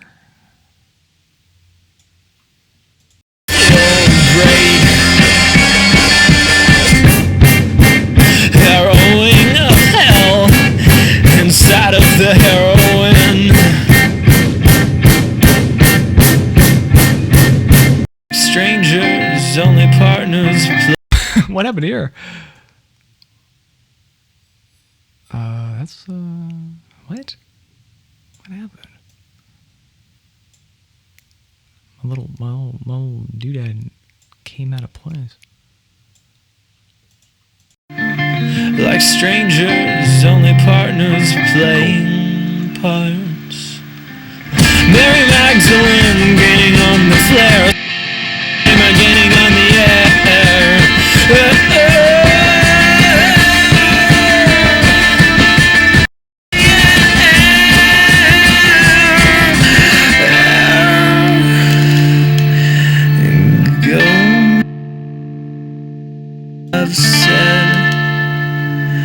Okay, that's cool.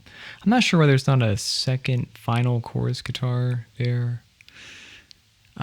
It's cool. We'll leave that. Someone thought that was fine.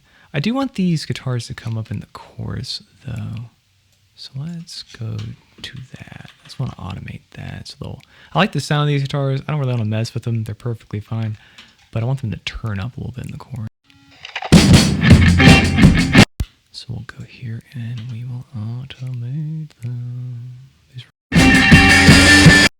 Losing track of audio. What am I looking at? Let's go ahead and rename these. We're going to name these minor distortion left. Minois distortion left. Minor distortion right. Now I know I'm looking at. Okay. We'll just do the same thing. Turn them up out. Oh, wrong one. Oops. There's always some automation on one of these actually. What we got? Nothing. Oh, apparently I automated the stagnant volume. We'll get rid of that. I don't know what I was thinking. Now we will. See, they're at 4.5. We'll raise them a dB during the chorus, something wild, which would be 3.5 dB. Perfect. Was angst, oh beauty, come make good on what it claimed.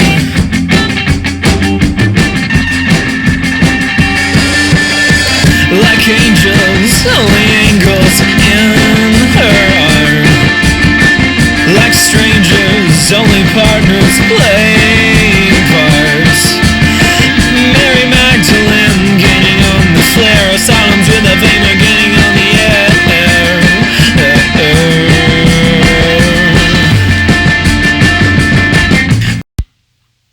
Good.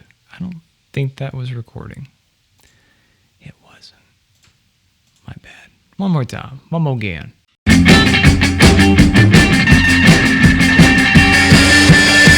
Like angels, only angels in her art. Like strangers, only partners playing parts. Mary Magdalene gaining on the flare. Asylums with a vein are gaining on the air.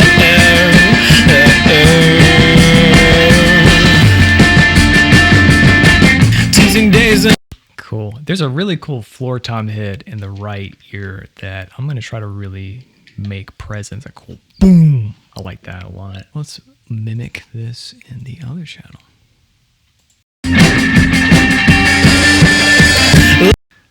Let's give myself some more lead time so I don't mess it up.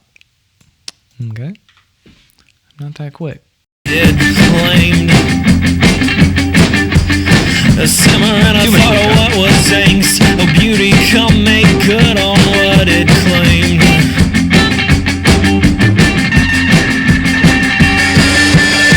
Like angels, only angles in her art. Like strangers, only partners playing parts. Mary Magdalene gaining on the flare. Asylums with a flamer gaining on the air.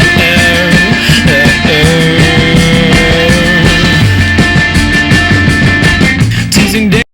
Cuckoo. And there's only one more here. Same thing. We just gotta leave this one on 3.5, so big. Like strangers, only partners playing parts. Mary Magdalene. Cool. I always have to double check my automation because sometimes it will start doing slants up and down. I'm not sure what causes that. That's a problem I've had in every DAW I've ever used. I just have to double check my work. But I think we're good. So we're going to leave that. I'm going to take a break. I'm going to adjust this microphone situation, and I'm going to try a trick that I learned in another YouTube video. So I was watching a little YouTube short from a channel I follow by a nice woman named Sides. She does Logic Pro songwriting content, and she reminded me of something that I forgot that the new version of Logic does, which it has new kinds of panning. You can actually, instead of doing a traditional panning left-right, which is essentially diminishing the volume in one channel and boosting it in the other, there's weird stereo pans. And I wonder if they do anything. Never really played around with it. To access it, click on a channel, click on the pan pot, and then balance is the normal one. Binaural, I haven't played around with that. I'm not going to. We're just going to try stereo pan, and I don't know. Let's see what happens. We'll put it on both of these guitars I just worked on, and we'll make sure I don't mute myself for the 50,000th time. And I'm just going to put these, let's get rid of this automation channel there. I'm just going to see what happens. That's all I'm trying to do. Go back to the verse, and from what I can tell, you can basically pan the width of the signal. Could be cool. I don't know. Let's try.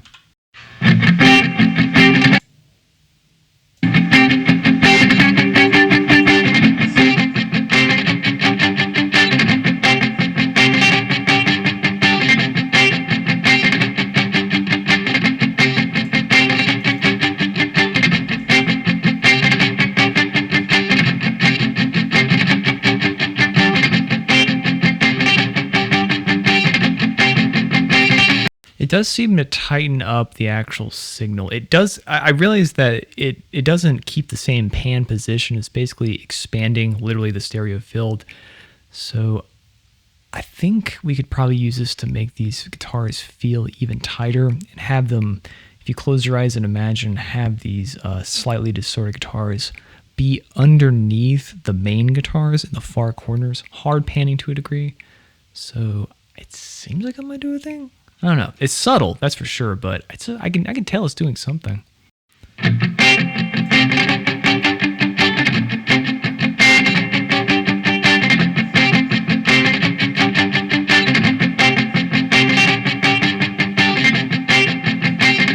So now they're really down far in the corners where I want them. So now if we bring in the main guitars again.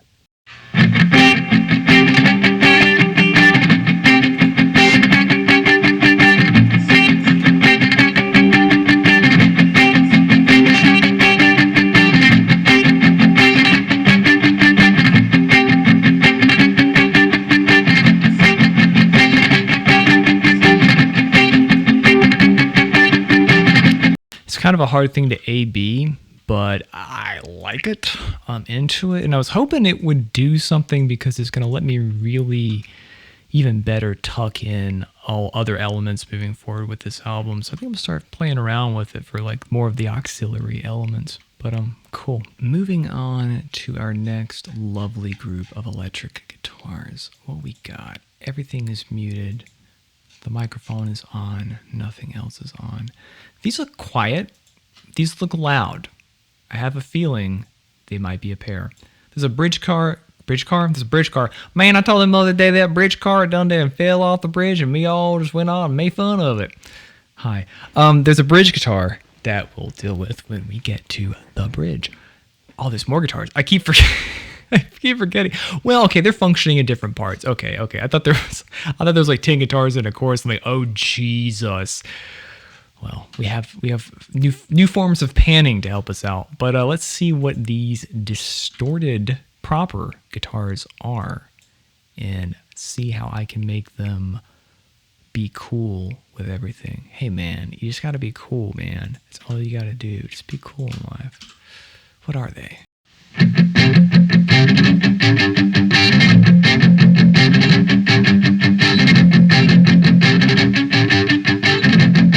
Okay, so they're like super bassy.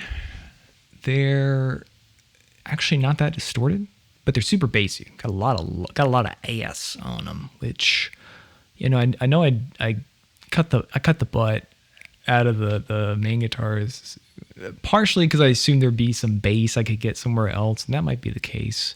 Bass is the place. So I got an idea. Let's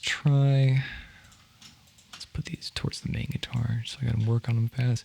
I think what we can do is probably work on removing the top end from these and just really using them to be low end sub on a guitar, which is always a dangerous thing in music, trying to add too much bass guitar. But you know, hey, too little bass, that ain't good either. Everything is muted. What have I done? There we go. So let us mute. Well, even more solo time. Let's mute myself, and let's see, we're at 45. I'm not gonna work with the pan trick. I'm just gonna do this one old school. These are 40. We'll do these at like 45, maybe.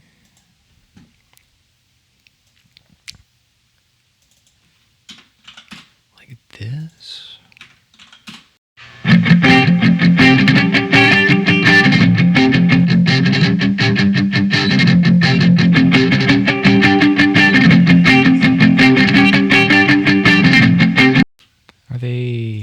We got a lot of. I like to keep, when it went back to the me working in pairs thing, I like to try to keep the volume of the pairs together, like not one to have too crazy of a volume jump over the others. So I want to see if they exist together, okay, about the same volume. Okay, they do. I don't know what I was thinking.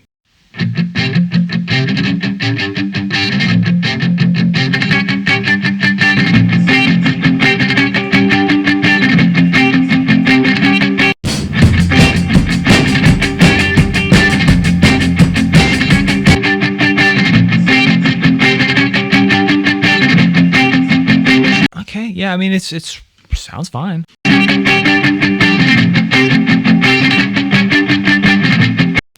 Let's just reset. Let's take the blue pill and just reset from the start, vocals and all. Let's listen through.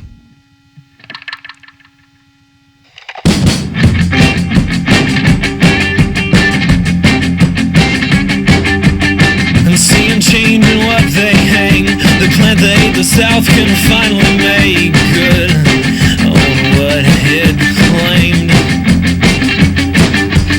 A simmer and a thought of what was angst, oh beauty come make good on what it claimed.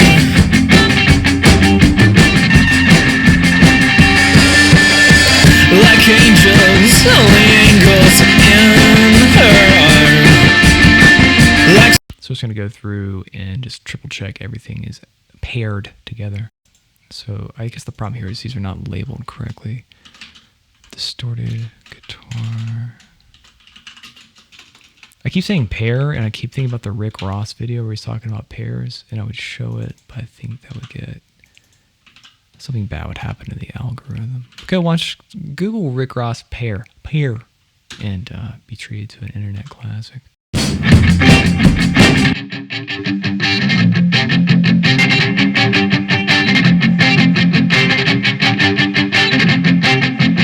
No, it's fine. This one's loud.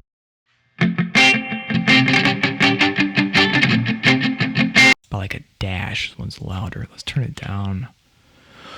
Wow, it turned down 16 dB. Goodness gracious. Man, I forgot how much I had to turn the guitar down. It's better have to turn something down than turn something up, but goodness. Okay, just a couple dBs. I just want them to kind of stay within a ratio of each other. Okay, good. And seeing change in what they hang, the plant they the South can finally make good on what it claimed. A simmer and a thought of what was angst, a beauty come make good on what it claimed.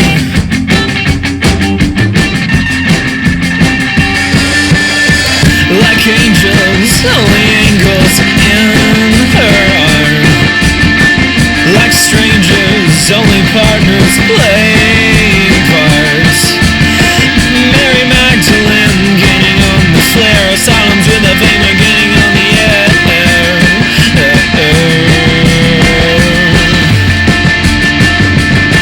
Teasing days and who was made lame, the we day the growl can finally make good on what it claimed.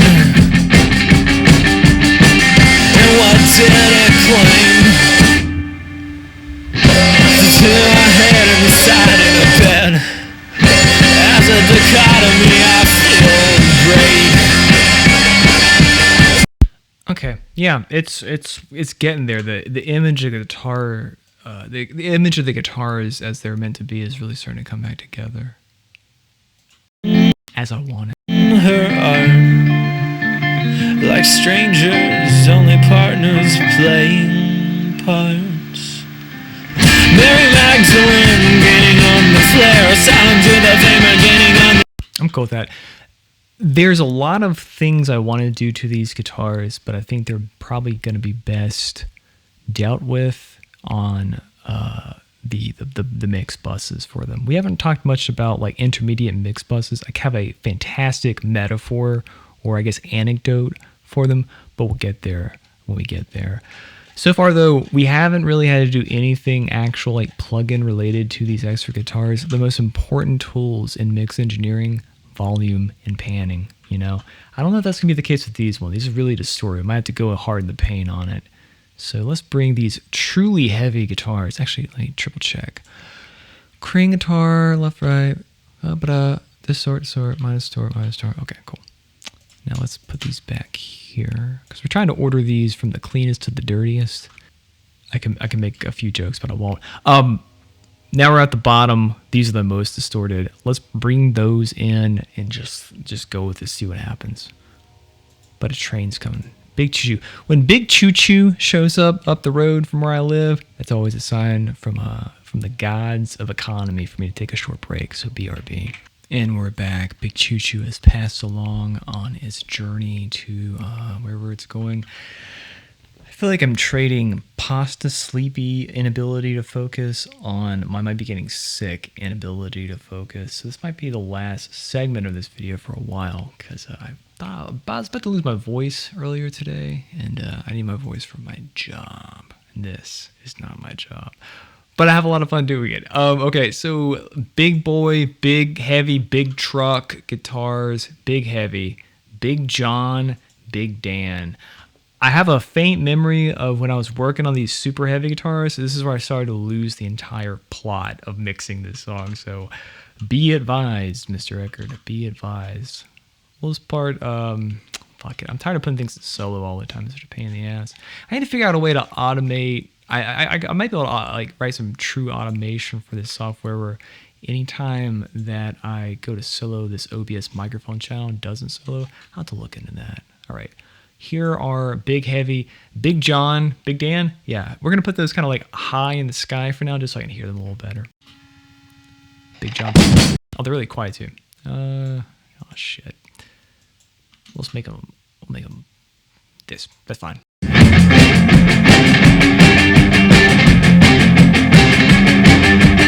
And seeing change in what they hang, the plant they the South can finally make.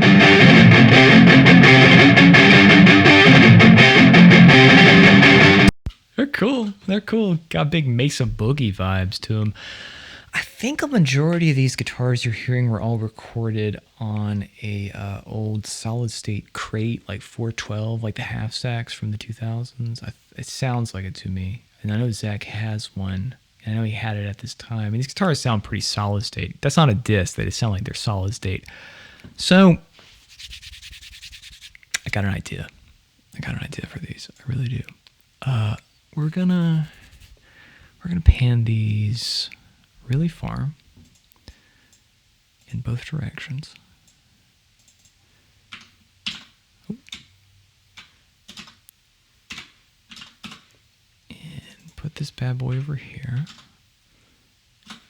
And I think what we might want to do with these is essentially use some EQ to just kind of take away everything in the mid-range on these, so they're not walking over the other guitars and just adding like bass and treble. Like it feels like it's like a hardcore, like a Norma Jean era kind of guitar tones, and those tones had no mids to it. It's like Scoop City.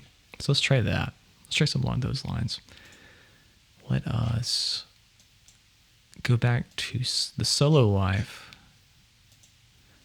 the life I know well, and let's play around with these guitars as a unit.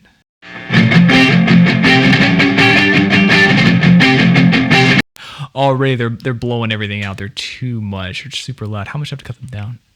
None, actually. I could clip gain them down. We can start there. This get cut out? Okay, I have no idea. Well, it's okay. Sorry. I'm ADDing myself. Let's just play it like this. So what I'm going to do, should I clip gain everything? Now we'll go unit by unit. We're just going to clip gain, we'll start, the volume on the channel's fine, -4 or whatever, go to -5. Sure. And we're just going to clip gain these boys right here, Big John and Big Dan, Big Truck and Big John and Big Dan. And we're just going to cut them down and just trying to work them up. When you want to make a dramatic drop in volume just as a starting point for kind of reorganizing things, 12 dB down or 12 dB up is always a good place to start. So we'll knock them down 12 dB. We'll start there.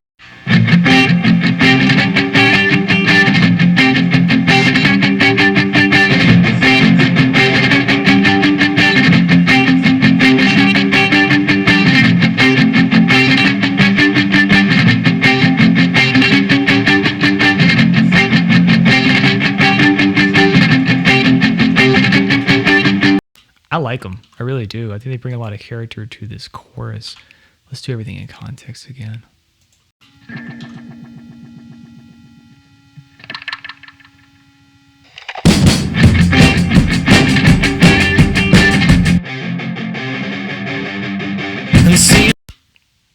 May come up a little bit. Try -3.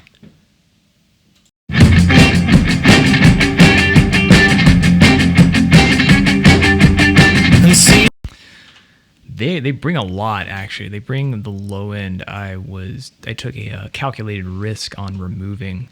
So I'm just going to sit here. I'm going to play this for a little bit, mute them, and you'll see how when they go away, it really takes away something from the body of the song.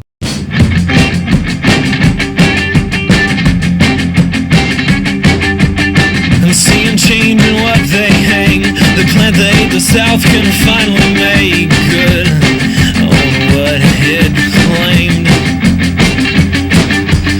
A simmer and I thought of what was angst, a beauty. I like that. I really do. But I think that my EQ idea might serve me well. Nothing crazy. Let's just try rolling off the top end. And start there. So I'll end up just duplicating this anyway. So let's take this out and go here.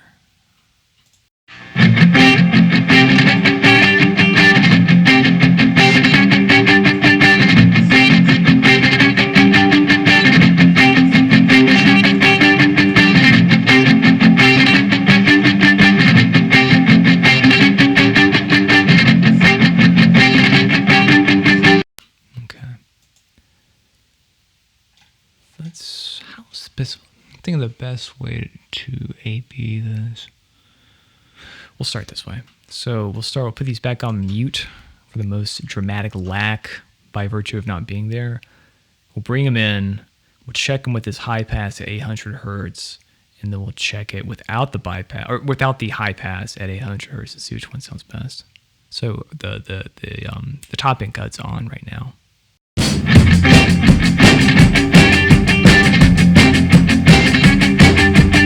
And seeing change in what they hang, the plant they the South can finally make good on what. Okay, so you get the idea. So now let's bypass what I did and try them as they were. A being could be kind of hard. You just try to do the best you can. A being meaning just comparing one thing you did to the other. Just do the best you can. You know, we can only do so much.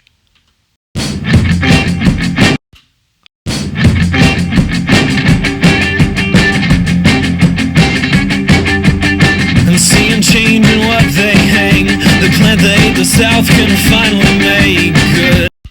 Honestly, I don't like it. I don't like it with it on. I think maybe just adjusting the volume a little bit might be the answer.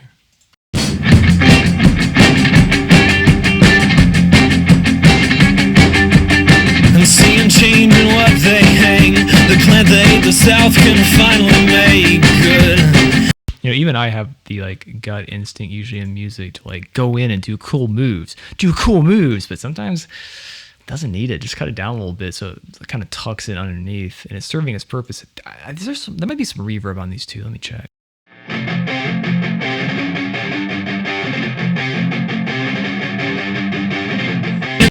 There's not reverb, but there's some sort of interesting stereo effect going on with it. An incredibly short delay, you might say. That's what reverb can be. I think we're gonna leave it and let's play it through. It's doing the thing where, I don't know, I cut things out here. I'm not sure why I cut things out.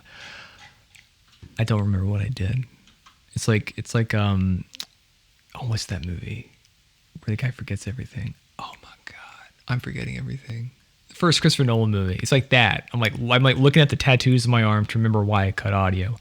Let's just play it.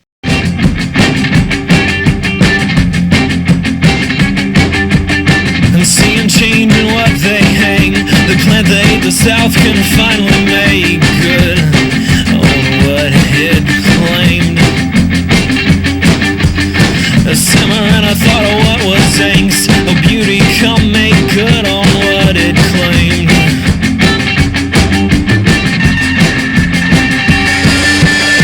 Like angels, only angels in her art.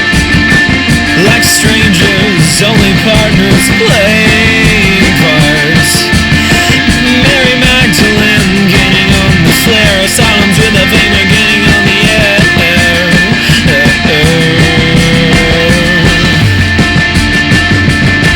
Teasing days and who was made lame, the we they the. Let's find out why I cut this right channel here. Put it back in. Oh, hey, buddy, don't do that. I was writing over information.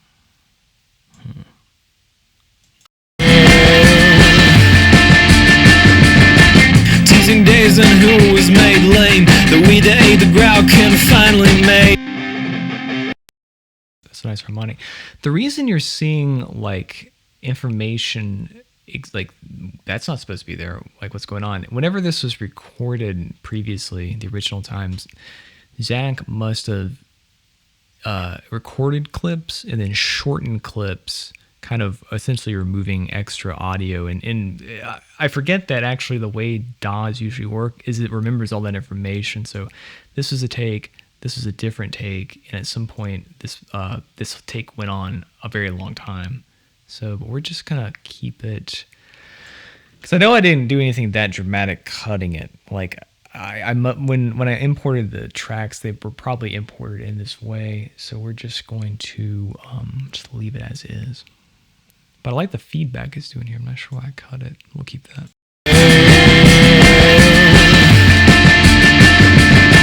Teasing days and who. That note right there.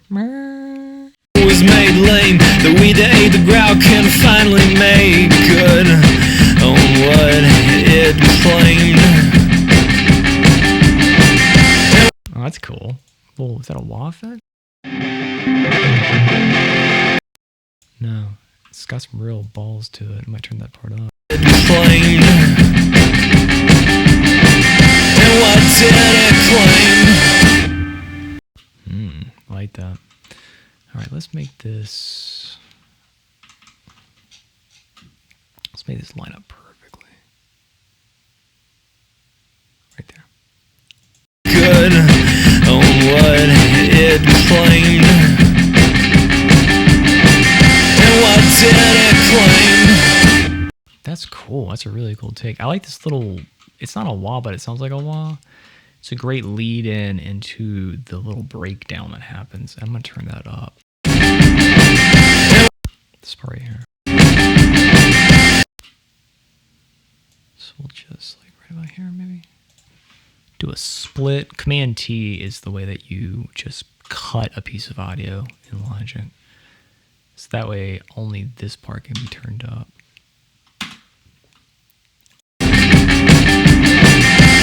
Yeah, it's cool. Louder, more, 6 dB, double it.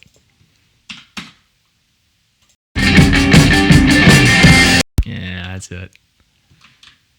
That's what I want. It claimed. And what did it claim?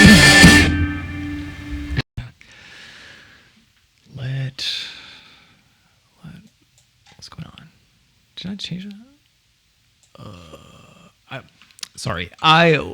This is a hard stop, and there's a lot more things here that are not being hard stopped than probably should be hard stopped. So let's just work on seeing why what isn't hard stopped isn't hard stopped. How many times can I say hard stopped? Okay, that's fine. I don't want audio hanging out after the pop, boom into the back end. There's some of that needs to be there, but not all of it needs to be there. That's fine. Okay, it's just a one bit. Good on what it claimed. And what did it claim?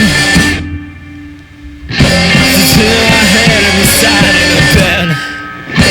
As a dichotomy. Oh, the feedback's cool.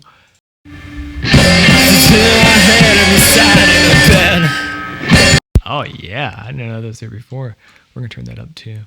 The little like on the far left, far right feedback thing. Till I had him beside in the bed.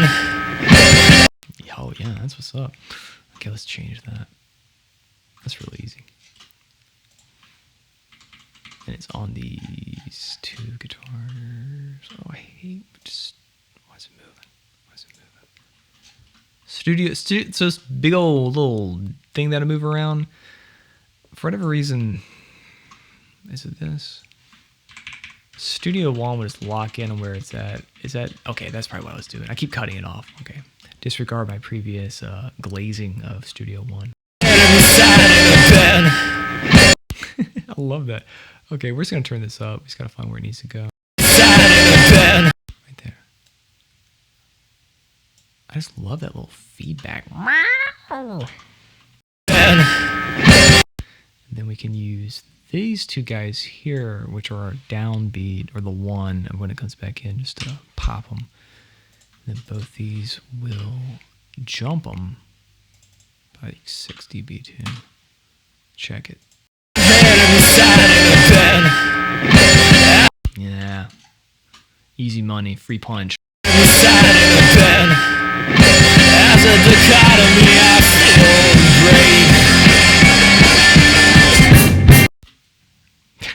great. What's that? Damn, there's some cool ass shit going on in these guitar takes, man. Just a little free little ear candy.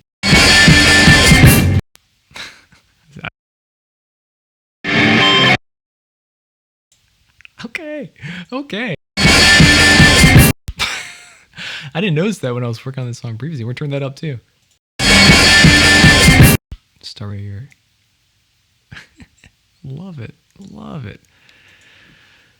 You know, just keeping your ears open for those free little bits and bobs of just like accidental harmonics or just some cool little little doodad, just a turn up, just to give us some life. Keep your ears open for that more than anything else, and you'll have a better song. Money. That's real good. That's real good.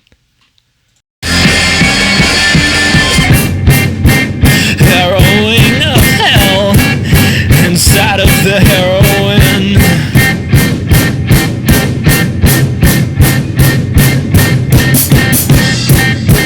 I got desires and wishes against guilty ghosts. In the name, I already know I need to go back through and use flex time and all these like downbeats for the bridge, but we're not doing that tonight. of science, let's let Adam and Eve go. Like angels, only angles in her art.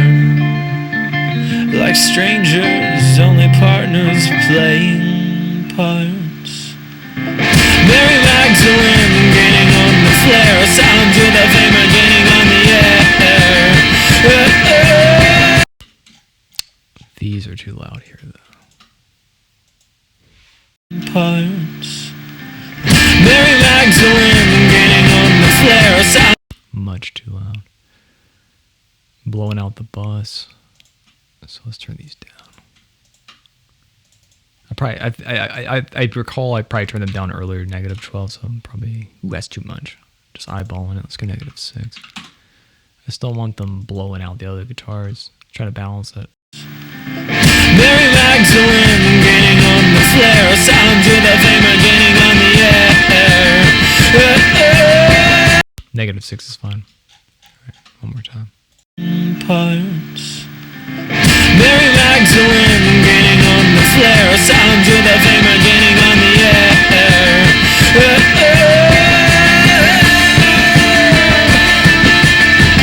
Like angels. There's a riff there I need to turn up. Angels in her heart. Like strangers, only partners playing parts. Mary Magdalene gaining on the flare, silent to the fame and gaining on the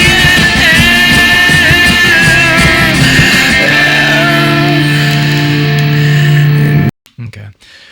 I can tell one thing, too, we're getting a lot of build-up in terms of certain frequency ranges on the guitar. You hear that like kind of like peaky wah thing. You'll hear it like right here. Just listen for this like, it's like an auto wah locked on everything and it's not going away. It's probably about 3.5K. It's usually always the treble area. Like angels, angels in her heart. It's like a screechy tone. We can work on that on the bus too. That's fine, but I am noticing that. There's a riff here, heavy guitar R, heavy guitar right. I want to turn this up, gonna find it. On the flare, silent to the fame and gaining on the air.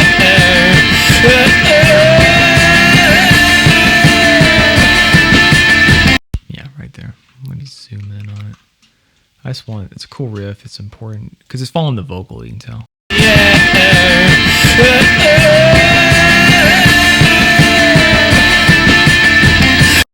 All right, kind of real time split it. Right here is good. It's good enough. It doesn't have to be exact, but just in the general range. Nope, I had them both highlighted.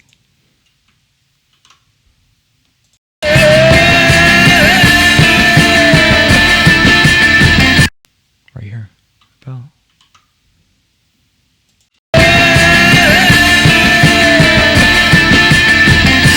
Okay. When you're boosting and cutting stuff and you want a dramatic difference, always think about boosting or cutting it by 3 dB. 3 dB is always like the most dramatic.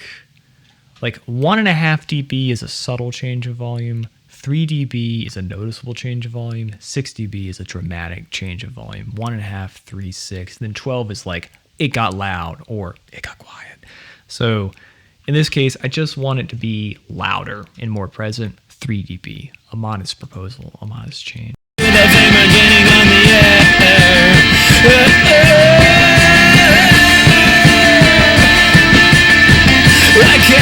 We're gonna put EQ on that actually.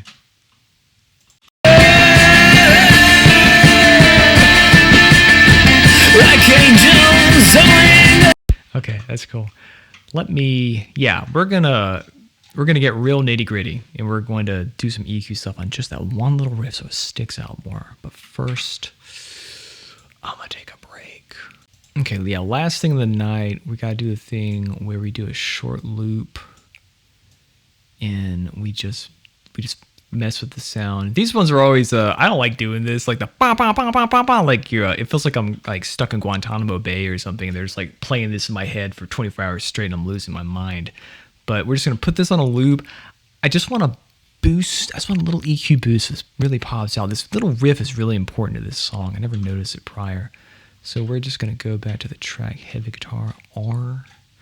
Just use a bog standard Logic EQ, and we're just gonna, I don't know, let's make it more present. It's all I want, nothing crazy. I'll take let's assume it's like 1.5K. Yeah, start there. All right.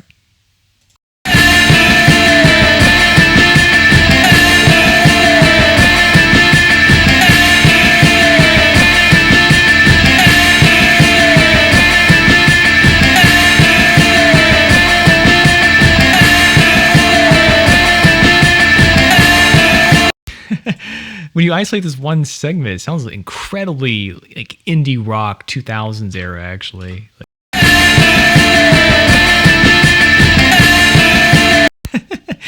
It's always cool what's hiding in songs when you just mute a small part about it. That's why I love hip hop so much. So actually, we're boosting like 950s, so it's not really like in the crispy top end, but it's like high mids. But I think it's sticking out. Let me try this. I'll cut it on when it rolls through.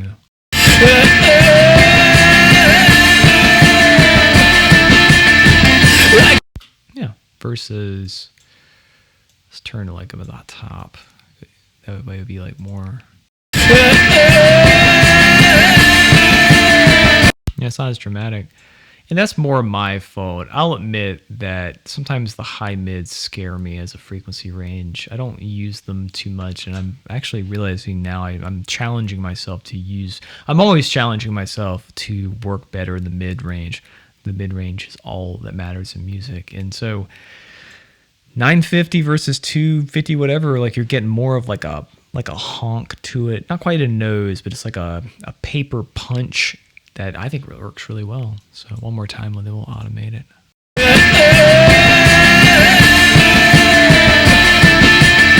Let's make it even more dramatic. Let's make it like a 90 dB boost.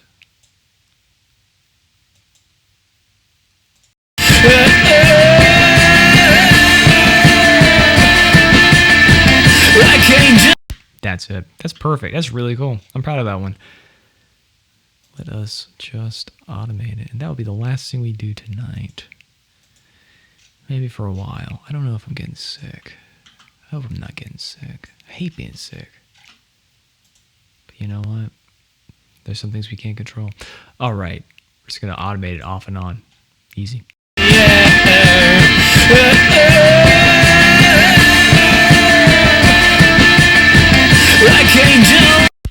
That's it.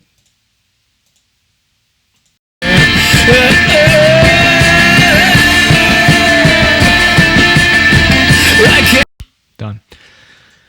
Okay. We're making progress. We're getting there. We're getting there, Jason. It's all coming. I forgot this one. I forgot this track. I forgot this track too. I forgot these two. I forgot those. We're making progress. We're getting there.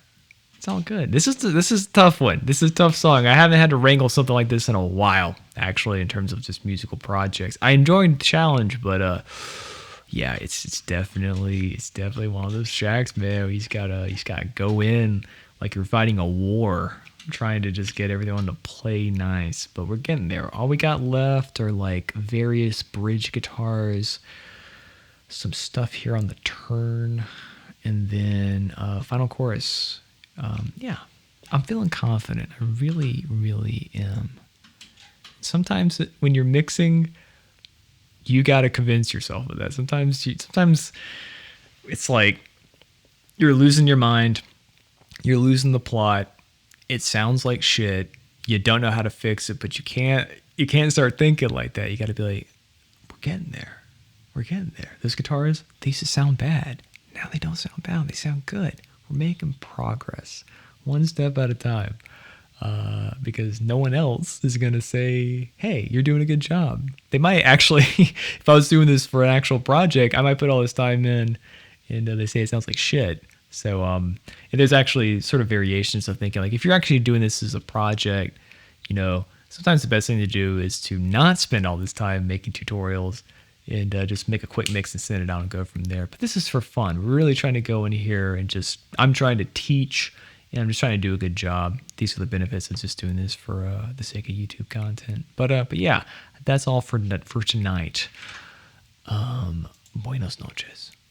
And the train keeps on going along. Next up, we got something loud. It's loud and it's in stereo, and it's probably a transition into the second verse. Let's check it. Chorus, sample, and hold. I labeled it as.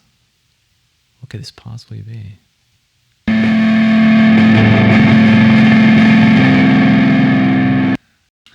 Okay, I panned it originally. I don't like that. I'm just gonna fade it in like a noise swell. So, the many a time have I tried to delete the automation and accidentally deleted the track on of which the automation was made. Please don't delete that. Just delete the dot. Just delete the little dot. Just make them go away.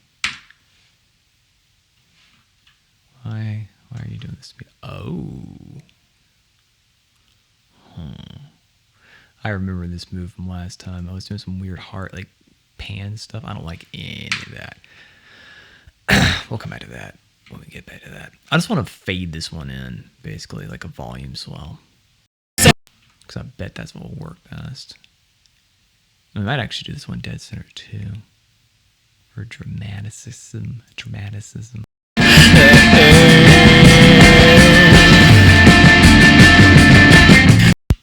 Can't really hear it. I'm not gonna lose any sleep over this one not really making the cut. So we'll try. Set this one to unity. Set this guy down here. Oh, I didn't set my dot. Oh, one day, maybe with enough practice, I can finally get used to doing this with the dots, but I'm not a dot guy. Not big on the dots. Dipping dots, different story. One of man's greatest inventions, dipping dots. But automation dots, not so much.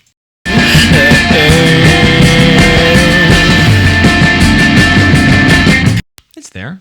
It's a little rush in.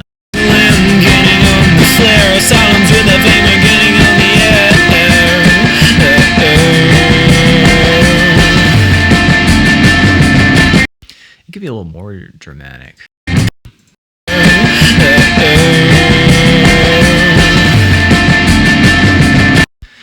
Let's just try something real quick and easy. Decapitator, a plugin you've probably seen a million times used by people way more talented than myself. A plugin I actually didn't like when I first started using it. I didn't quite understand why everybody absolutely loved this thing. It's grown on me though. You just have to you have to work to what it does instead of making it do what you want it to, essentially. But essentially it's just a distortion box is all it is.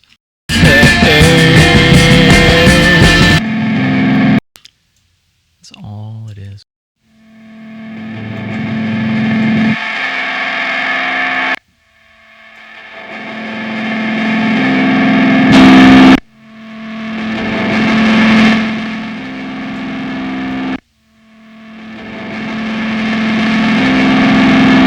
Something like that. I like it always with the punish button on. It's just max aggression. A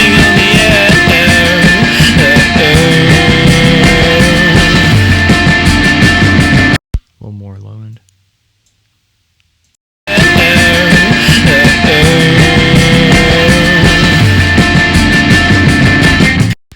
It's never really going to cut through. It's not really meant to be. It's just sort of like extracurricular layer, you might say. Maybe turn up a little bit. Right here.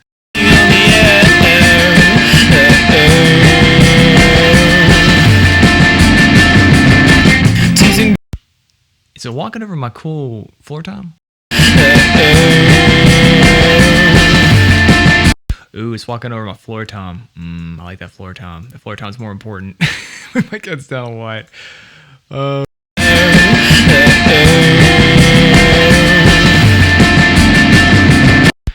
It's kind of walking over my floor tom. I really like that floor tom. I'm protecting that floor tom with all these audio skills I have. I really like that stupid sound. Oh, I don't know. I spent too much time on this. Max drive.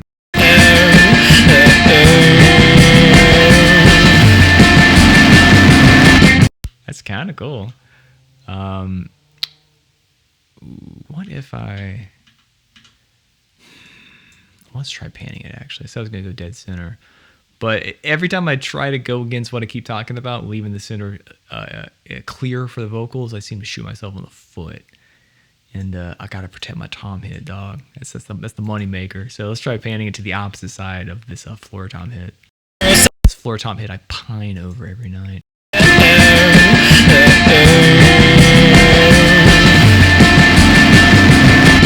Better? That's out of the way. Cut it down a little bit.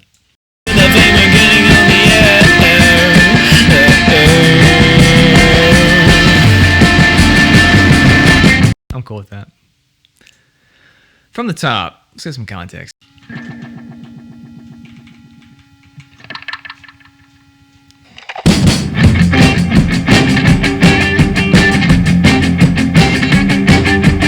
And seeing change in what they hang, the plant they the South can finally make good on what it claimed. A summer and I thought of what was angst. Oh, beauty come make good on what it claimed.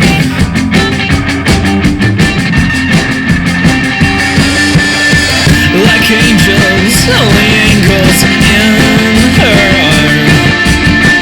Like strangers, only partners play parts. Mary Magdalene gaining on the flare. Asylums with a fame getting on the air.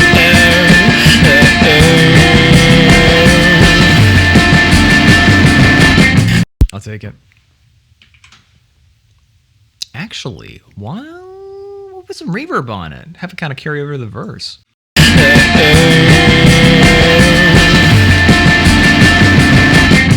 Splash? Verb. Let's try some verb real fast. Lil plate. RIP Lil plate. Right here. Just a little carry it over. Give it some hang time.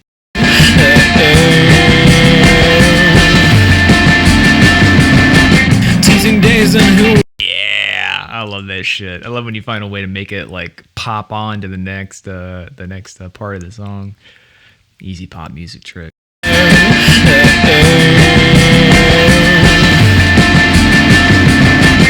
I'll automate it because I don't think it's gonna be a thing I want. Because there's this idea shows up at the end of the song, like I was demonstrating. I bet you I won't want this at the end, so let's make it quick little put to bypass and change it.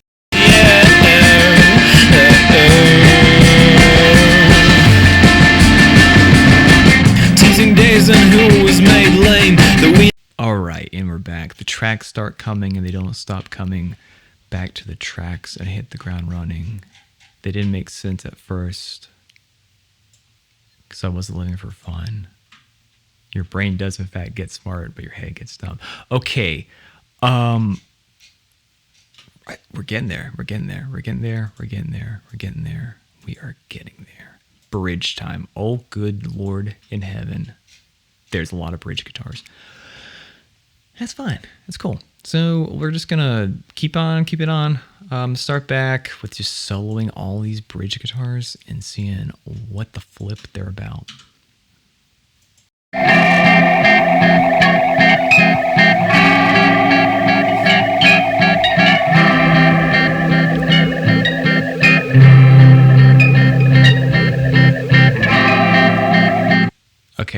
Okay, I actually remember these for the most part. They're not too. It's nothing too diabolical. Let's go ahead and slot this one. This is just a double. Where's my other guitar? Here's my other guitars. Here. These are the main two like choo choo choo choo ones, and this is just like a third one. It doesn't need to be there, but I'm challenging myself to make sure I don't mute any tracks that were in here originally. But I'm not gonna spend a lot of time on this. We're just gonna slot this one right underneath the distorted guitar that's on the left hand side, and just blend it underneath it. We're not spending 30 minutes on it. I don't.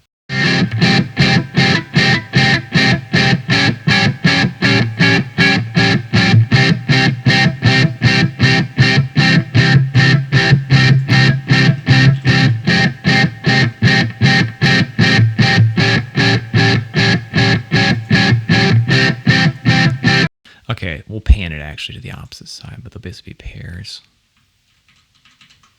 And we'll turn this up a bit.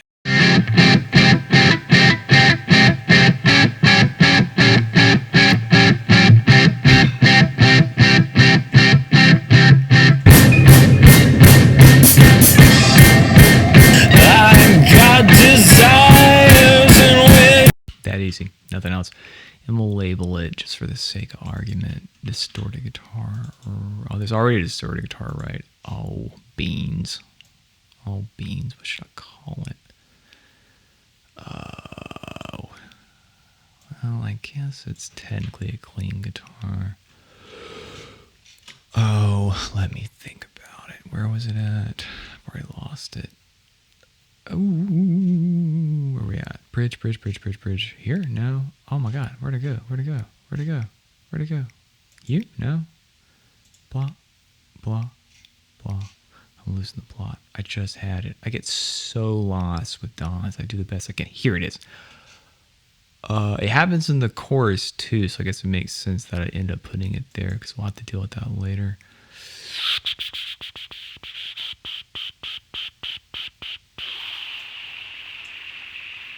Distorted guitar too. DISGUITR R2. Good. Whatever. That works. Harrowing of hell inside of the heroin. Okay, cool.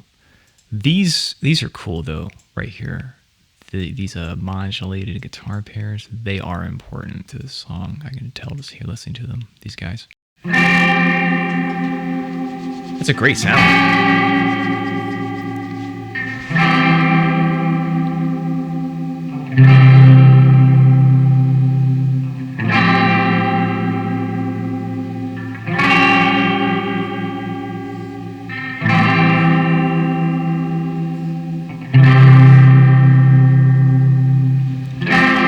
They suffer from the same problem of like blowing out on that low note, so we'll high pass them a little bit, but that's real easy. Let's highlight them. They sound really good though. I really like that sound. No idea how it was made. Let's label them correctly as well. Mod guitar left. Mod guitar R. Harrowing of hell inside of the heroin.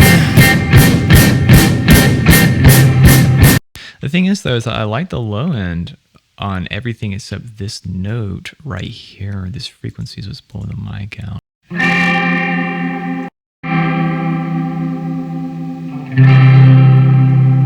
So I think what I'll do is I'll automate a high pass filter and turn it on that only on that note, just to make it kind of calm down. Because I like the low end on it. I like the low end of these guitars in general, but we can't have it blowing out like that. That's just not. That ain't cool, man. That ain't cool. So.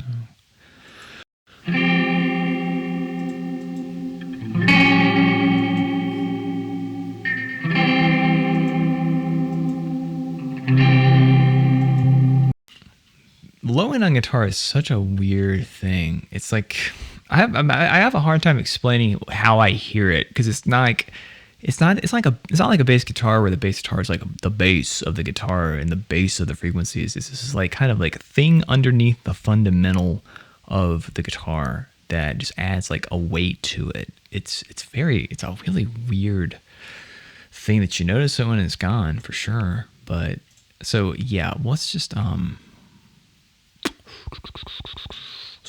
it real fast. We'll do the same to both of them. So mod guitar 1 or left latch. Let's turn it on for that one note. I bet you that same note that's blowing out here was blowing out in the chorus. So it's just for whatever reason that one note in that one place, that one microphone just wasn't its day. So.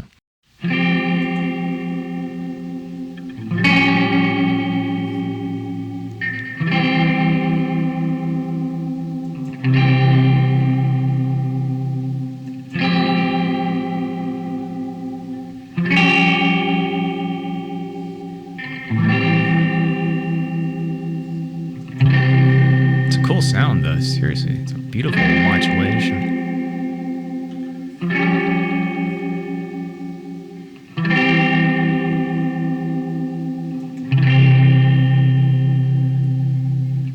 Oh, I cut it off. Shit.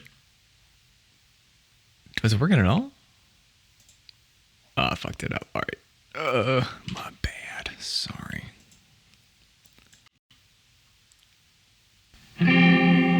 I turned it on for the wrong note and turned it off for the wrong note. Here. Off.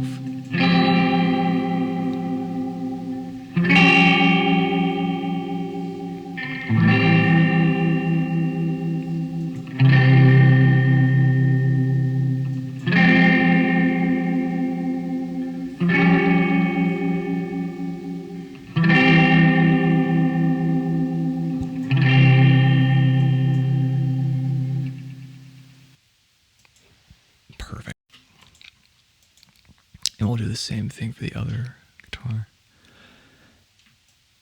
I still never figure out a way in any DAW where you copy and paste the automation. I feel like there's a way, I need to look into it, where you just like the automation you did on one, you just copy it to the other because you want it to be the same. I still have never figured that one out. So we'll just do it again. Just manually do it essentially. I copy and pasted the same plugin, so it's the same cut around 100 hertz. And why is it muted? Oh, I muted it. No one else is here with me.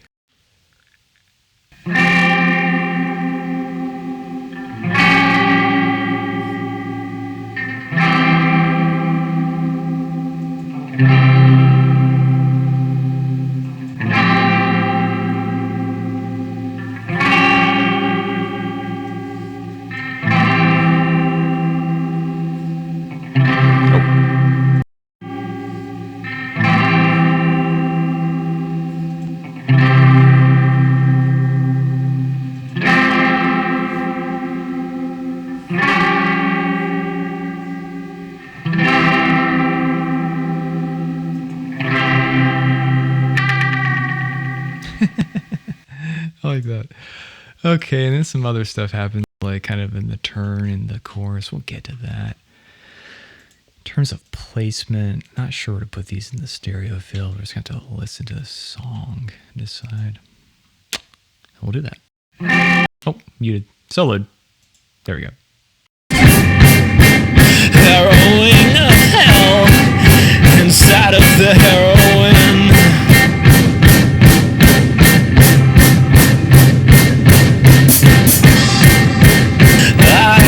Desires in which about right there on the 50 Oh, I might use the stereo doodad again actually to lock them in a little more. Harrowing of hell. Let's do that. I really like these guitars. I might put some compression on them too. So let's use the stereo pan feature just like that. Let's see if it changes it. Harrowing of hell inside of the heroine.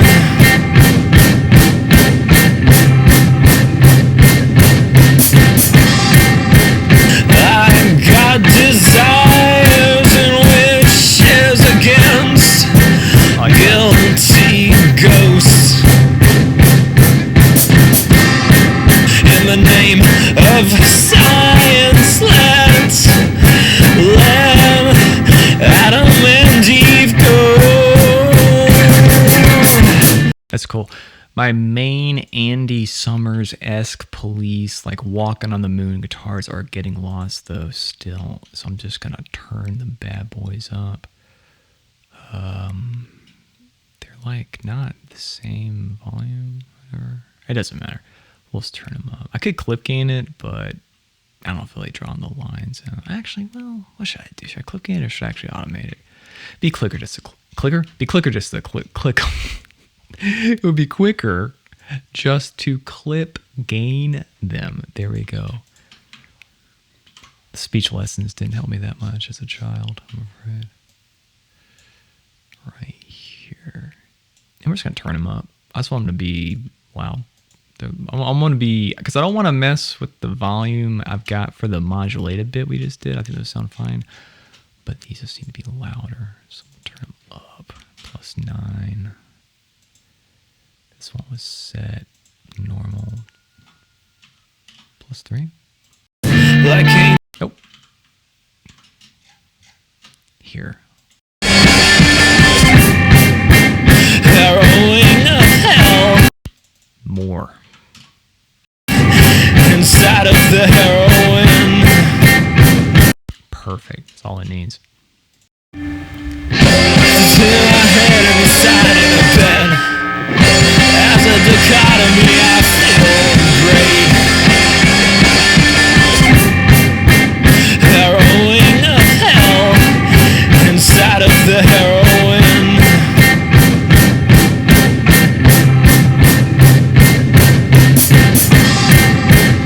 I've got desires and wishes against guilty ghosts. In the name of science, let's let Adam and Eve go. The very last guitar in this bridge is just like a little oscillation bit, most likely from an Ibanez DE. Ooh, hi, hello. Most likely from an Ibanez DE7. If you're a millennial musician, you know the DE7 like it's your child. It's a fantastic delay pedal. If you're younger and you want a delay pedal that does the thing, could get one off a Reverb. They're like $100 forever. And they do a lot of things very well, but oscillate is one thing they do exceptionally well. Ooh, I know that sound like, ooh yeah. The heroin.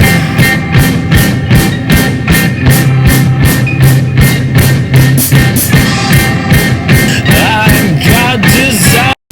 I'm not going to do anything to it except automate a pan on it because going back to my personal theory, I just don't like standing wave stuff sitting in one place in your eardrum, your ear hole. So we'll make it do the wiggle and that'll be it.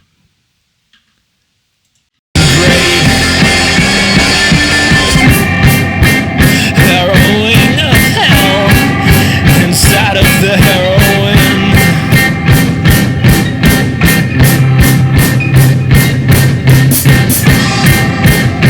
I've got desires and wishes against guilty ghosts.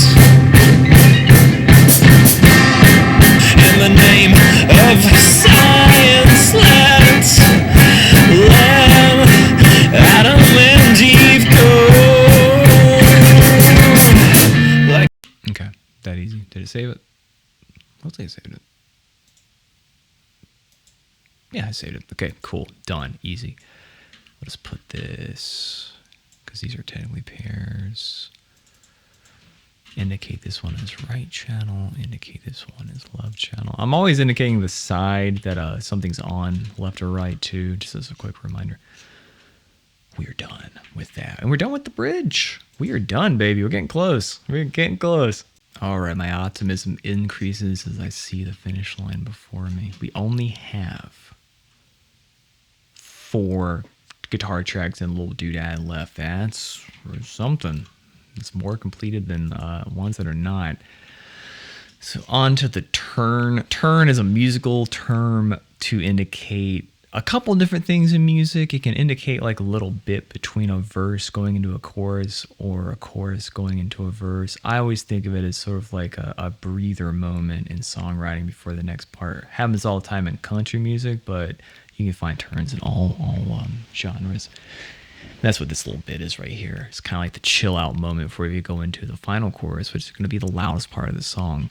Generally speaking, songwriting wise, the final chorus of the song should always be the loudest part of the song. There is nowhere left to go in terms of just like dynamic oomph than the end. Put it at the end when you can. So we're just going to, let's start with this one, see what it is. Why is this one muted? What's going on here? Did I forget one? Oh, okay. My bad. I'm trying to order these.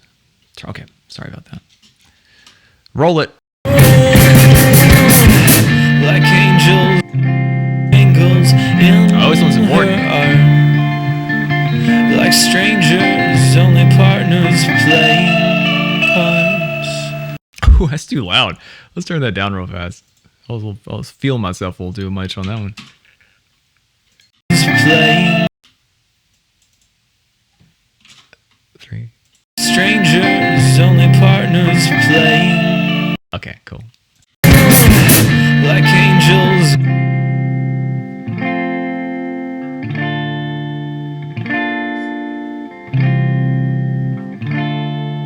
Then it goes into.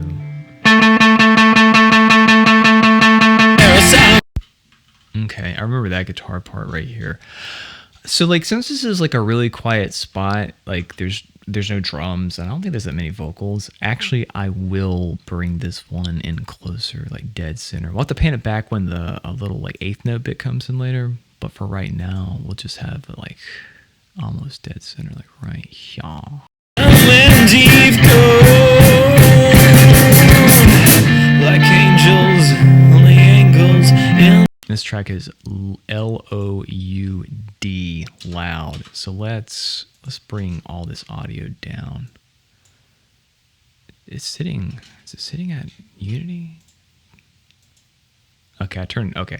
Yeah, this track's just loud. These guitars came to me loud. They were incredibly loud, which is fine, no big deal. I'm definitely not really Mr. Proper Gain Staging, but as you can see, I've constantly had to like, oh shit, I gotta bring that down too. Give myself some headroom, which by virtue of clip gain, you can give yourself all the headroom you want. It's one of the most useful tools in mixing, in recording. Like angels, only angles in her art. Strangers, only partners play. It's playing in tandem with another guitar. I can't remember which one it is. One of these is in the right hand side, and it's the picking part. And I don't know which one it is.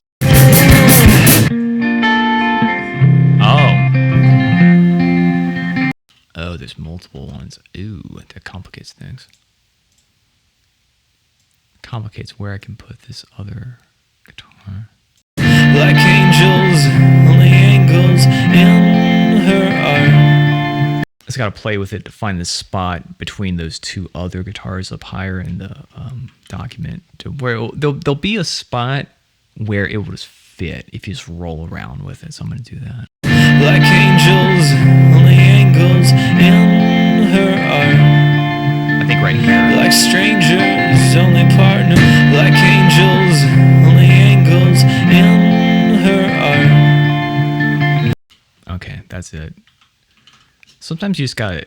Sometimes finding out where things go in the stereo field is just wiggling it around until you find the right spot. There's not really a science to it. You just gotta use your ears. Of science, let's let Adam and Eve go. Like angels, only angles in her art.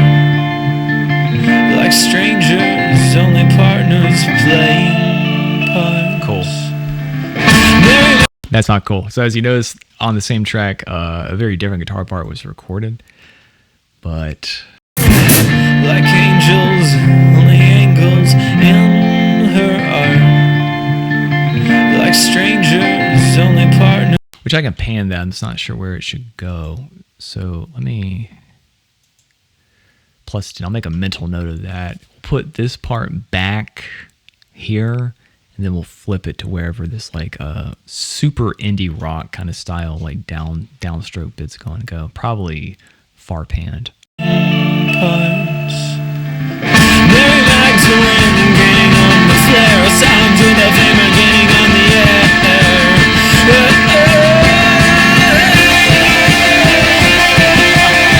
Whoa, what the fuck?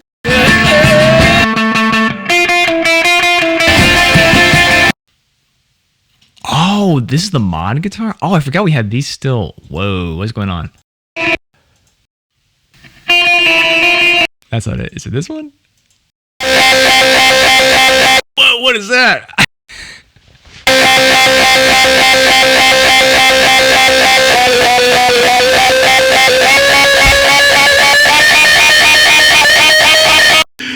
Whoa, dog. I like that. It's definitely like you can tell it's someone Zach most likely like oscillating, like fuzz or distortions going into an oscillation pedal, and it's being manipulated.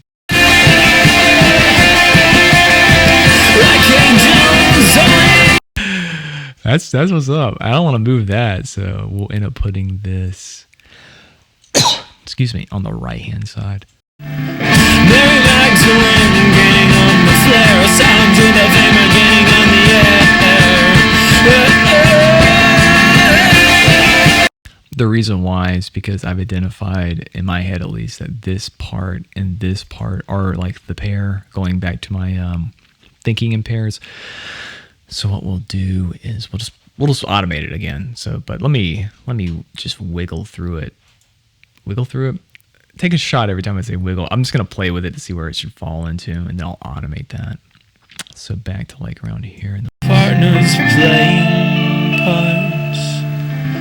Mary Magdalene getting on the flare, sounds with a hammer getting on the air.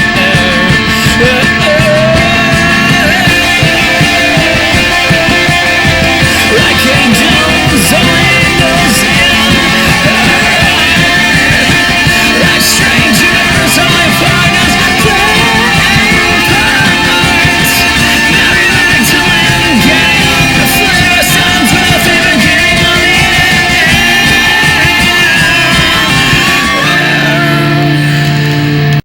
Yeah, sure. The guitar bus is in absolute chaos mode here, but I'm fine with that. It's the end of the song. We don't have to worry so much, because the goal at the end of the song is to have it feel like it's about to explode. There's no room left. This is the end of the world. This is where all of our hard work working on keeping things in check before, at the end, strip it all out. We're going buck wild with it. But this part right here needs to come down, but we'll get to that momentarily. So let's automate here, and I'll just go like plus 55. Let me think about it. Clean turn downstroke chorus 2. Sure. So it's a lot of words I use to describe what this guitar track is. After about track number 4, whenever you have like a lot of different tracks, you start to run out of what to call tracks, and things go like, oh, is this like clean guitar 10? I don't know. It's a predicament all people encounter in music. Like, what do you call the 200th guitar track? Guitar 200? I don't know. Like, he's got only so many words in the English language to fill out these documents. Okay, what am I looking at? So many tracks. Here, all right. Blah, Blanche. Make sure I'm thinking about this right. Oh, no, U, N. Okay, sorry. I'm trying to full screen it. This is like taking up a lot of... Whenever I bring up the inspector area, it always kind of like is just taking away real estate from the actual screen, which I don't want to do. Not good for teaching. Okay, we're just gonna do the thing. Watch and learn. Adam and Eve go like angels, only angles in her art. Like strangers, only partners playing parts. Mary Magdalene getting on the flare, sounds with a hammer getting on the air.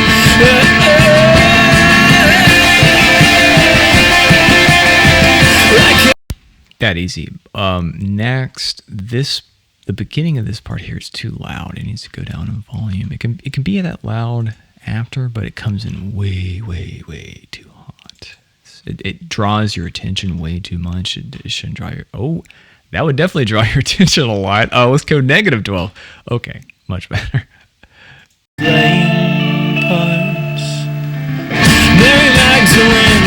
Perfect.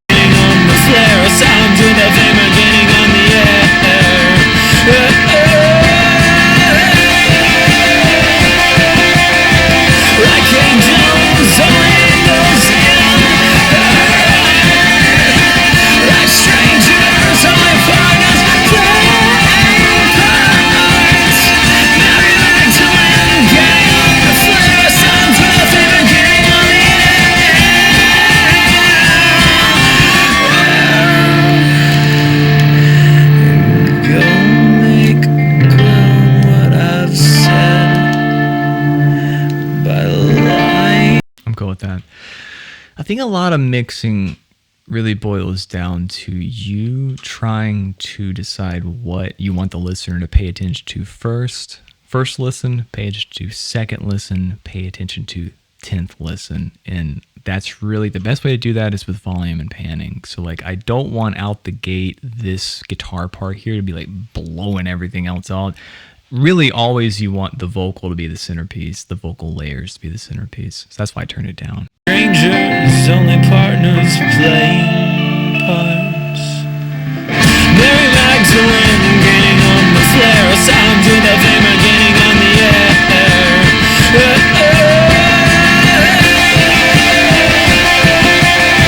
Like angels, only those in.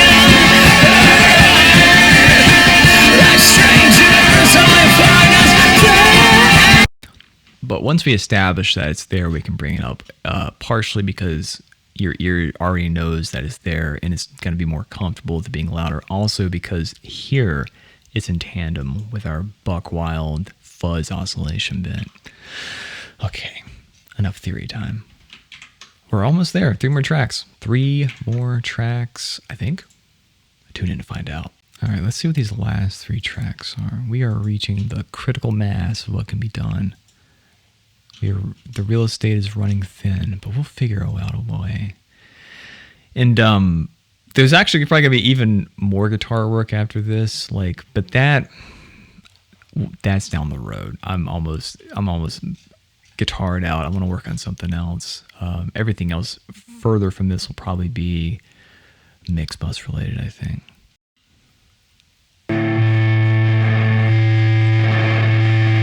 Wow, that's nasty sounding.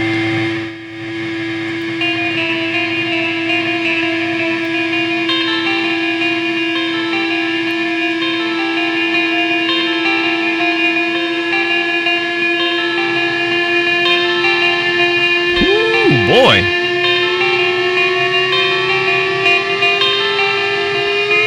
That's cool. That's really cool. I love that. It's just mean sounding. See if I can just wing it. See if I can just eyeball them. Mary Magdalene getting on the flare, a sound to the flame are getting on the air.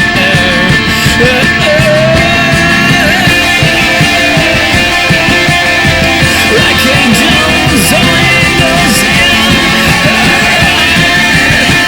Like strangers, only partners play. You really can't hear it. We really at the limit. I don't think there's much more I can really do, if I'm totally honest. Or maybe it's that I don't really want to do. But let me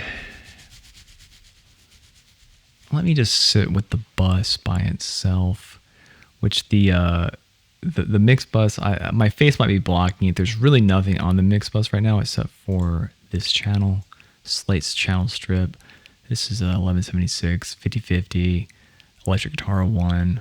Just a little bit of compression on it. But let me just go and just listen to it and see what's up.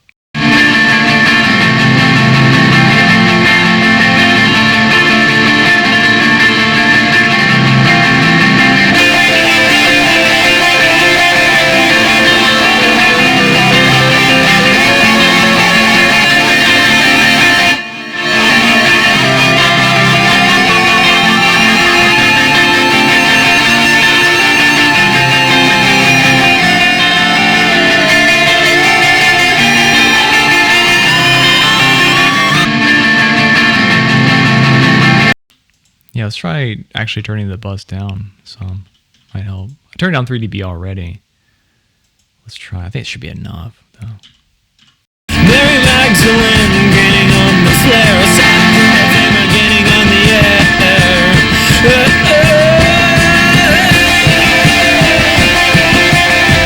Like angels, only angels in. Like strangers, only partners playing parts. Mary Magdalene gaining on the flare, a sound of him gaining on the air.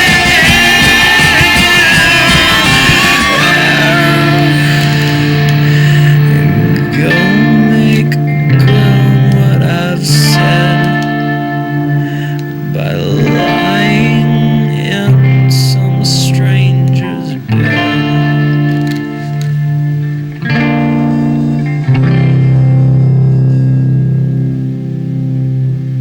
What happens at the end? What's this one? Turn it off. Shit. What's this very last little track?